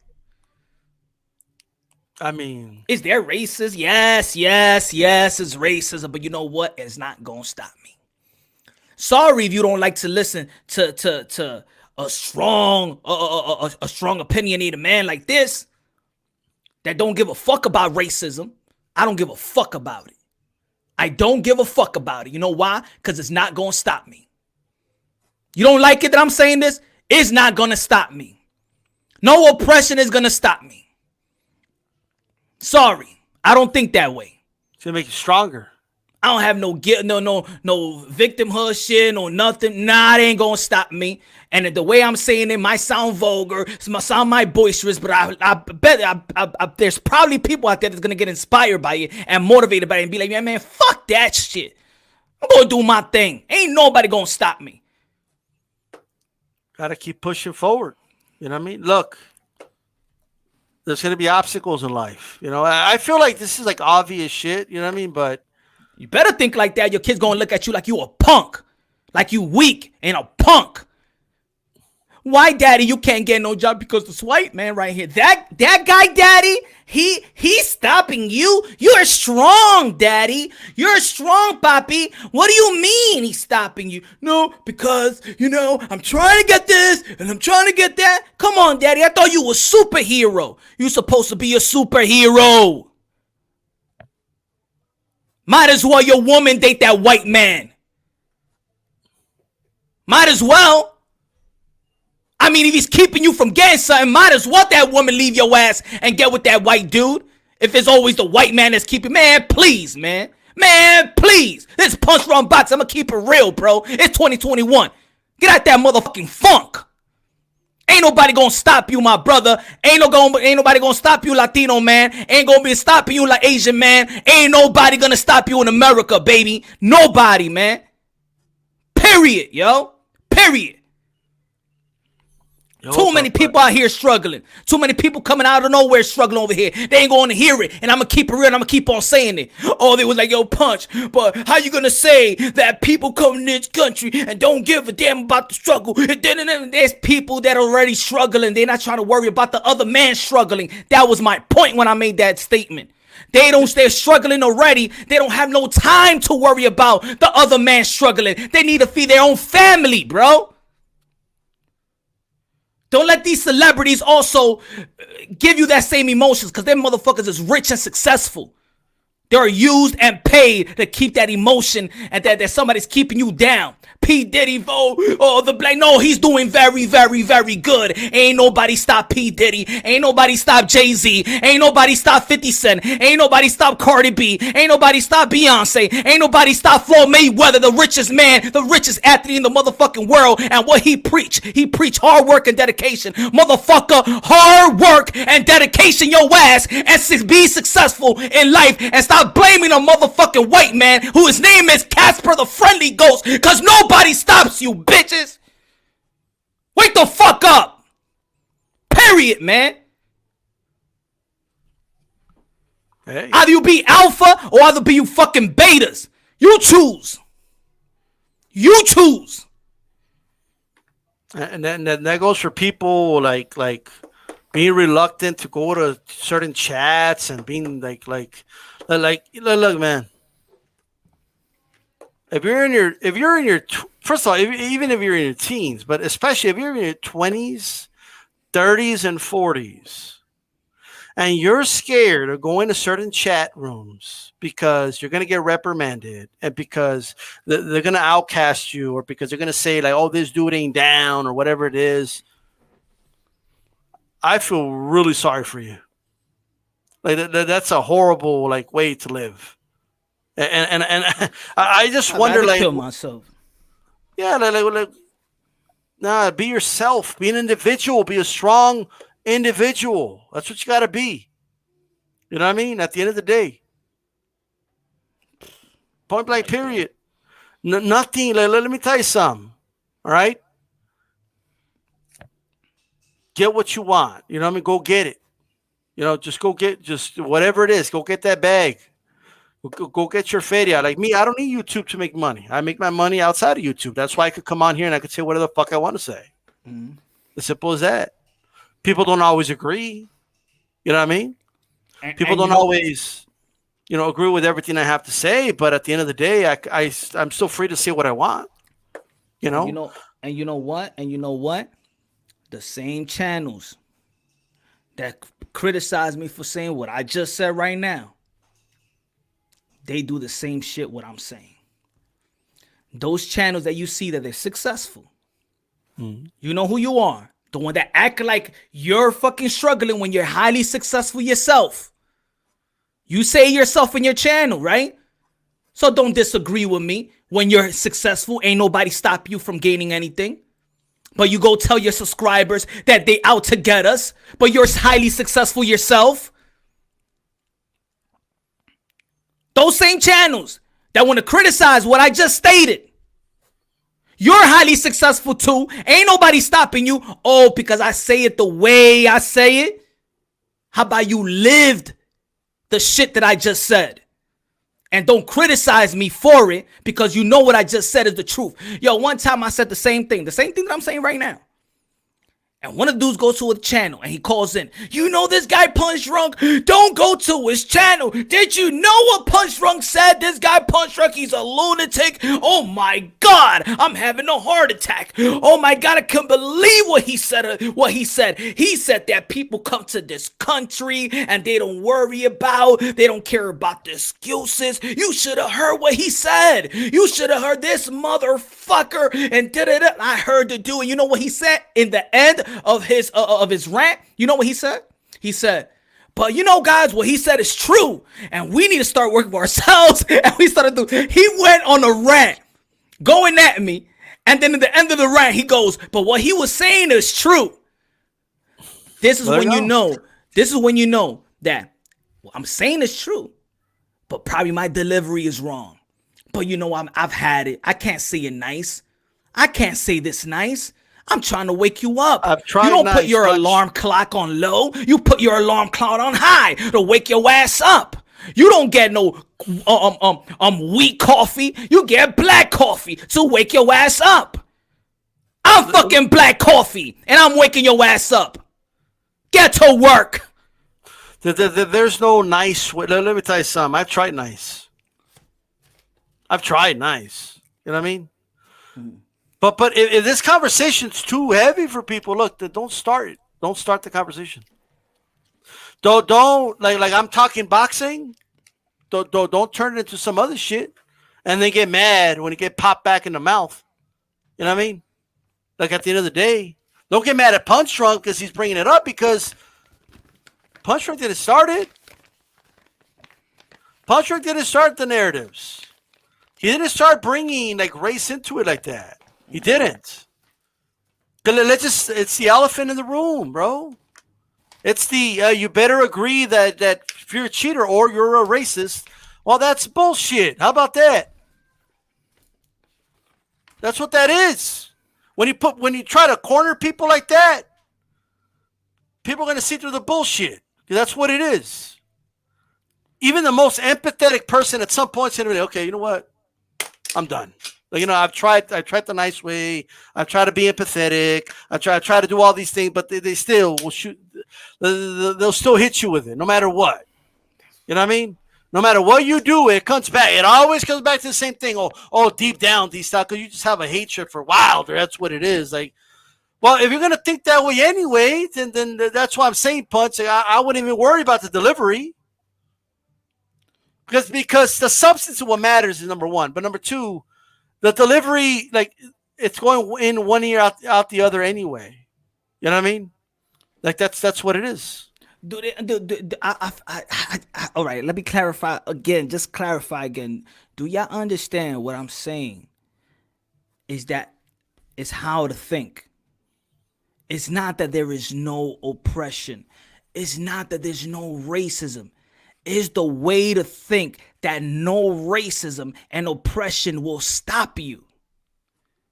It's just like the way you explain to your kids. You could be whatever you want to be. You never gonna tell your kids, well, Daddy, I want to be this. Well, I don't know, because, there's a lot of roadblocks, and you're probably not gonna do it, not gonna make it. Well, Daddy, I want to be this, but you know how many doctors are this? But I want to be a dentist. Do you know how many dentists? Do you know how many 500 Fortune companies, owners, CEOs there are? I don't think, but I want to be a basketball player, but it's the chances that you're not going to make it up. Right. No. I am telling you what you yourself would tell to your own kids. You may say it nice to your kids because they're kids. I am saying it rough to you because you are an adult. Ya están muy grandulones ya, like But we talked about this because racism comes into the sport of boxing, and they blame racism. This fighter, guess what he got, or got what he got because of this. Oh, you want to be real with Lomachenko? Lomachenko got all this, how you say it? He got promoted. You know why? Because his promoter was promoting him. You know why there's a lot of probably people in the PBC that don't get promoted like Lomachenko? Because PBC fighters don't got no promoters. There is not a 24-hour a marketing or promotional machine behind that name. You know why Anthony Joshua is high there and is a cash cow? Because he has a promotion company that works around the clock to build the brand of Anthony Joshua. You know why Canelo Alvarez is high? Because he was with a promotional company that works around the clock for him. You know why? Who else? Tyson Fury, because he has a promotional machine in America, and Frank Warren in the UK that works around the clock, ladies and gentlemen. This is the reason. Like, oh my God, Aram said that Loma might be the best boxer you ever seen. He's his promoter. What is he supposed to say? Like, he actually sucks, but we're gonna have him on ESPN. Dude, that's what he does. and they do a great job with everybody. No, but guess what we do when Bob Arum is not promoting Teofimo Lopez like that? We hold Bob Arum to the flames. So no, we don't give them a pass either. I don't give Eddie Hearn a pass for not promoting Boo Andre the way he's promoting Canelo Alvarez ever since he signed him or partner up with him. Right. We hold them up to the flames as well. What I see Ryan Anderson saying racism in boxing makes going to certain gyms scary. Bro, I've been to boxing gyms, like that's not a thing. Like all this shit going on YouTube isn't a thing. I know. Like it just isn't. Errol Spence grew up like his first boxing gym was like a bunch of Mexicans were in there, bro. Yeah. Shane Mosley was in boxing gyms with Mexicans. Like but say I dare you to say that he fights Mexican style. Which he actually does. Yeah, you could argue that. Yeah, I mean, he does. You know, even like the way like Spence goes to the body, like like, yeah, like and it's look at the end of the day. What I'm trying to say is, you go to Florida, like there's blacks, whites, Europeans, Hispanics, all training in the gym. There's no beefs and like all this made up shit. All right, that you see on the internet because people want to like just make shit up. It just isn't a thing like that, man. Like I don't. It's getting to a ridiculous point, and again, it's very appropriate because it really like amplified with this fight. Boxing is so people like to say that boxing is so race. It's race, right? But just think about our champions. Think about our champions. We got Anthony Joshua, Tyson Fury, Inoue, Yoka, Jose Ramirez, Earl Spence, Bud Crawford. We got the Chocolatitos of the world. We got the Manny Pacquiao's. We have the Ugas. We have champions all over the world. We have Triple G.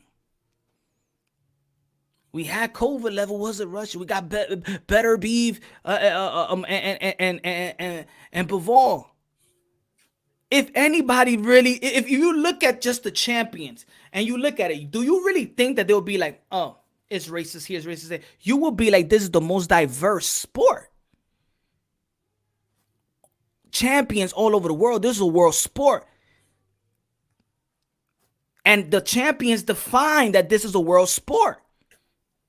It defines that anybody around the world could have a chance and a great opportunity, a good opportunity to become a world champion for your country, for your nationality, and all that stuff. Boxing is that place. And guess what? A lot of African Americans, because I know when they say black fighter, that's what they're talking about. You know what I mean? So, but a lot of them are champions. A lot of them are great fighters. I see a lot of them get praise. I just don't see, honestly, man. I've talked to individuals where I try to like understand, and we had them like on uncensored with Debunking, and like they're like whenever they don't have an explanation, right? Like when you ask them to explain to you like the substance, like why do you think that is? Whatever it is, right? It always comes back to the same thing. It's always like, nah, because it's because he's an African American fighter and they don't want to push him, or something like that. It always goes back to that. It always like no matter what it is, right? Like regardless of the situation, and but like if that's what it is, you should still be able to explain it. Like you still need to explain to me the apparatus and the conspiracy behind like Jamal Charlo not getting his shot. Like what did he do that like has he really been like you can't just make shit up.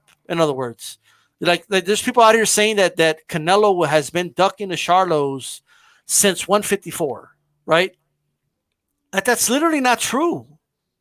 Like when Canelo fought Lara, right? Mm-hmm. Dude, the Charlos were not even the best fighters. They weren't the best fighters in the division. They weren't the best fighters in the state. They weren't even the best fighters in their gym. Lara was. Lara was the main dude at 154 in that gym, and that's the guy that Canelo fought. Okay, the Charlo brothers were still fighting 6, 8, and 8 rounders at that time. You know, they weren't even fighting for regional belts yet. You know what I mean? Raw Boxing TV. Everybody subscribe to Raw Boxing TV. What's good? De lo mío, dímelo. What's going on, Raw? It's CP. But I mean, you know what I tell you is another wave. Indigenous Australians are making a major strides wise in America. I'm gonna tell you who's making a stride in America. That a lot of people.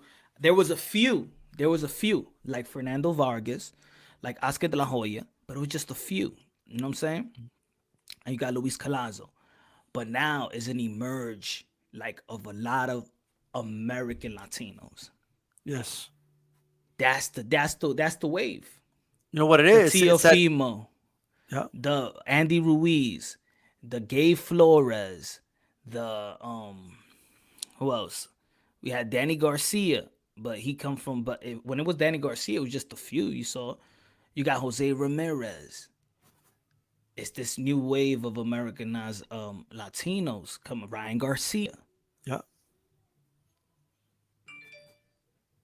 And they're breaking all those stereotypes, you know, Virgil like Ortiz. Exactly, Virgil Ortiz. yeah. I mean, So this new wave, like it was back then, in the 90s. There was a few, but now Latin American is producing, Latino American is producing a lot of fighters now. it's that generation, bro, that grew up watching the De La Hoyas and the, like, you know what I mean, like, and Chavez and stuff like that, like growing up, and then, you know, but they just happened to be in the U.S. Their parents migrated here, and they just started picking up boxing. You know, that's what it is. And guess what? But then they get different flavors, bro, because that's America's a melting pot. You know, because they also, a lot of them, like Teofimo is a little bit of like that Floyd Mayweather in him too. You know. Edgar Berlanga. Yeah. And I'm gonna tell y'all folks something else. It's even harder for them. You know why? Because they don't got the island. They don't got that loyal fan base. Like Danny Garcia didn't have the island of Puerto Rico. He didn't have Miguel Cotto, Trinidad fan base. He had the Philly fan base. When Andy Ruiz went to fight Anthony Joshua, and I was around the Garden. I ain't going to that fight, but I was around the Garden, that press conference. There wasn't a lot of Mexicans for Andy Ruiz. It was funny after the fight how all the Mexicans came out of nowhere, but he wasn't treated like that. Yeah, he wasn't treated like that. So it's even harder for Americanized Latinos. They don't have a country to because if you go to their country, what they say, tú eres Chicano, tú eres no Mexicano. Right. It's just like if I go to DR, they be tú eres Americano. If I go to Brazil, you're American. You're not really Dominican. So you don't really have that fan base. And then you have channels out here. Lo Moreno, they're gonna support you. They ain't gonna create a narrative for you. ¿Verdad? No, you're not. I mean, point blank, period. You know, like there's like, and I see it with Latino fighters, but I see it with fighters in general, dude. Like that, there is, as far as talent, it's there. You know what I mean? It's up to content creators like yourself, me. It's up to us boxing fans to pay attention to them, because there is a wave of young talent, okay, that's extremely talented, that has sparred people from all over the world, right? And these hotbeds like Houston, Las Vegas, you know, the Garcia Boxing Academy, Florida. Yeah, you name it. Like there's some hotbeds where they have European styles. They got Mexicans there. They got Puerto Ricans there. And they're sparring all these styles. And they're growing up with all this, and we have like these very, very talented fighters that are coming, you know. Mm-hmm. But you wouldn't know that with a lot of people, you know what I mean? You just wouldn't know that. ¿Verdad? Eso, ¿verdad? HLD. Yeah. No, Canelo is not Americanized. Canelo's still Mexican. You know what I'm saying? But these guys, but these fellas they don't have that fan base. That's why it's Yeah. harder for Teofimo Lopez. If Teofimo Lopez came from maybe Honduras, even though Honduras don't got that stable of really of Right. boxing really history, like that in America. And maybe Bob Arum see it and sees like maybe he cannot. I don't got confidence that he could be that Manny Pacquiao for us or that Lomachenko for us. How does he know? Like I. At the end of the day, man, I think, especially in the day of social media and all that, like it's a lot easier to promote nowadays, which is amazing. And I don't think they do it enough. But just you could target all Latinos, and boxing fans at the same time, because Teofimo has a really exciting style, anyway. He's exciting to watch. Mm-hmm. He could hit, he could knock you out with either hand. Dude, he has one punch knockouts with his right hand, with his hook. He stopped guys to the body. He has TKOs. I mean, we're talking one punch knockouts, by the way. Mm-hmm. There's no reason they can't promote Teofimo. I mean, he promotes himself. Just put him in the ring. You know what I mean? Yeah, he could promote himself, and this is why he's gonna ask for money. That's what got to ask for money. Fight purse bid tomorrow, in which I feel like he deserves the money, especially as a morally undisputed champion. Right. Listen to me clearly, morally. Um, he's paying a bunch of sanctioning fees, and he shouldn't be getting paid no $1.2 million with all the expenses and all the taxes. He's gonna come home with 300,000. It's Thursday now. They moved it to Thursday. Not tomorrow. It's postponed again. Yeah, they doing Okay. something. They doing something crazy. I'm gonna tell you like that. They I'm doing gonna something have to. crazy. I'll They talk to doing something Senior crazy behind the tomorrow. scenes. Okay. They doing something crazy behind the scenes. Okay. All right. All right. Interesting. Yeah, I thought it was tomorrow, wasn't it? There were it was no. supposed to be tomorrow, but pound for pound boxing is saying third. They doing something behind the scenes. I'm telling you like that. They I'm keeping gonna it. ask him about it tomorrow. See what Who he you got says. tomorrow? Who you interviewing tomorrow? I got Abel Flores, and I have Teofimo Senior. So, Oh, cool. Yeah, but if man, he's check it out. announcing it Thursday, he won't say what it is. So, but a little teaser, little teaser. Maybe he wanted to go and tell you about Tuesday, but I guess I Right. don't know. Who knows? Let me You see. never know with Senior. You never know what he's going to say. But, um, but man, let me tell you, man, what an anniversary, right? Like, um, because you're right. Some people do talk about like a celebration, others talk about like it's a funeral. You know, Mm-hmm. uh, like, there's some dudes saying that till this day they cannot watch the fight. You know, like somebody got mad at me because in the I had a thumbnail. Now, what do we do when a guy wins by knockout? We have a thumbnail of the knockout, right? I mean, that's what we always do. So I had the Mm-hmm. thumbnail when like Wilder's sitting down, like after the body shot, and Fury's like looking down at him, like it was my thumbnail. Like some dudes got mad, dude. Like I thought they were joking at first, like hey, like why you putting that thumbnail? Well, why'd you do Wilder like that? I just thought they were joking, Mm. but not like they were genuinely mad. Well, because it's a boxing fight, and I put thumbnails about the fights. It's like a perfectly normal thing to do. At the end of the day, what's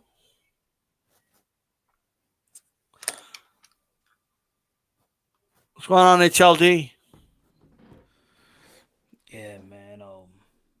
I'm not sure what he's But asking about. yo, next this weekend we got Canelo. The following weekend, Clarissa Shields. The following weekend, Chocolatito Estrada, Oh, I can't Jessica wait. McCaskill, Cecilia Breakers. It's a lot of great things going on in the sport of boxing, man.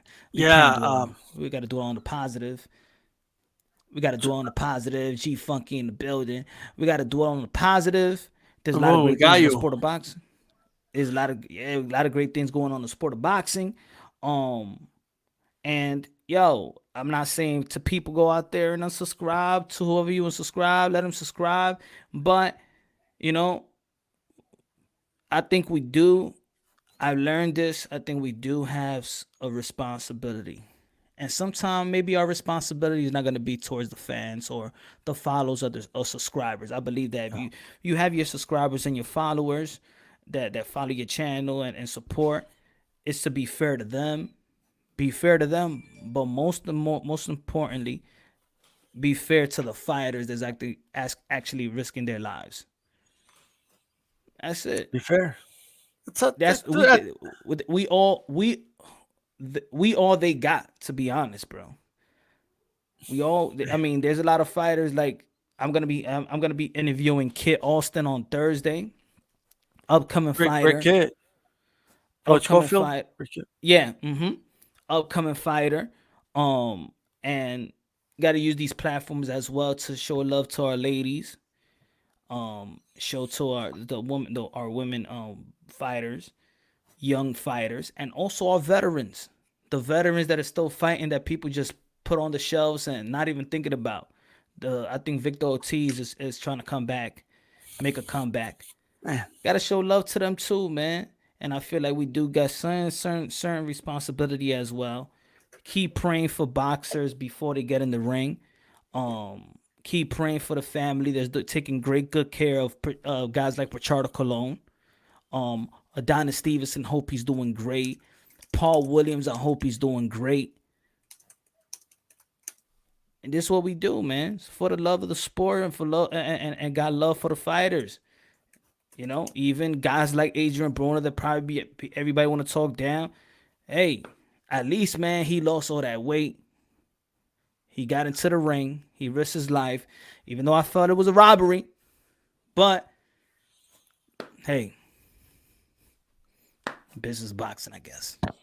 It's boxing, you know. I mean, you still got to respect him for getting in the ring, you know, for sure. All day. Just no doubt about that. Do you think boxing fans are the most hard on their athletes than any other sport? Because I think we are. Yeah, I think we're the hardest. Like tennis fans don't act like this, bro. Like even MMA fans, if you want to make a combat sport comparison, that they don't act that way, you know. Yeah, I think it is nitpick. We nitpick. I think that this is I can't treat the sport like I treat watching basketball. I look at fighters different than I look at ballers. I love basketball, but I don't look at them the same. You know what I'm saying? They just playing ball, bro. They twist their ankle, they go back inside the bench and whatever. Man, even though that we saw this past Saturday that was beautiful, for like a couple minutes, we all got humbled. We could cheer, but then we looking at Miguel Berchel on the floor, and what we thinking? Shit. Fuck, yo, is he gonna be alive? He's not moving. Yo. And that's when the fans are humble. And then when he gets back up, then the fans, that's it. But this is a very humbling sport. Even the way we saw, even probably the people that wasn't going for Oscar Valdez. Even the people that predicted that he was going to lose. We found respect for him. I look at Oscar Valdez way different than I look at him before. Yeah. But that's what happens when fighters challenge themselves. When they exceed the expectations. Match the expectation. Beat the odds. In boxing, I think that fans cater to those who do that the most. This is why the fans love Manny Pacquiao. Right? This is why fans love Roberto Duran. When they do impossible. Alfredo Benitez won at the age of 17. When Mike Tyson is the smallest heavyweight and the youngest heavyweight and beating up all these giants. Because damn, how this kid is doing this. Yeah. That's... You got to take the risk. You got to, you know, at the end of the day. Yeah. There was weaker champions that Valdez could have gone after. Yeah. 130. And then there's fighters that people don't think that's going to win. Look at David Abanesian. He beat Josh Kelly. I thought Josh Kelly was going to win. And here comes David Abanesian, proved to the world. Like, yo, I'm here. Why people writing me off? Like, if I ain't, Yeah. I think in other sports, when there's an upset, people celebrate the team or the athlete that pulled the upset. You know what I mean? In boxing, we don't even like a lot of times I feel like boxing fans don't even acknowledge the guy that pulled the upset. Like Lara against Warrington. You know what I mean? They don't even acknowledge the guy that pulled the upset. They're just like, see, I told you Warrington was a bum. Yeah, what happened to Warrington? Not taking all the credit away from him. Yeah, Warrington he was a bum. I told you guys that's what boxing fans do. We kind of like, I see he was exposed. He was a hype job. So what we're telling people is that the sport is playing tricks on people, right? And making it seem like someone's a good fighter, and then they get exposed, and it's revealed that it was all fake all along. Well, that's a bad message to send to fans. And like people got to understand that you got to be perfect that night. This is not like basketball that we all know that Steph Curry got a shot, but he could have his off night. But you know what's so good about basketball? That you could come the next day on a back-to-back and score your 35 and be hot from three. Right. In boxing, it's not like that. Don't you think that's what Dillion? Go ahead. A bad night in boxing, you're getting knocked the fuck out. Like, you know what I mean? Like, that's a bad night. That's minimum like a concussion. You know what I mean? Like minimum. Hey, we talking about 1 year anniversary. That one night is a bad year. That one night is a bad year. Right. And if you win, it's a great hell of a year. And Tyson Fury had a great hell of a year. And Deontay Wilder didn't. But yo, man, I'm about to end this. Everybody subscribe to D-Style Boxing. Tomorrow, tell the people who you're going to be having.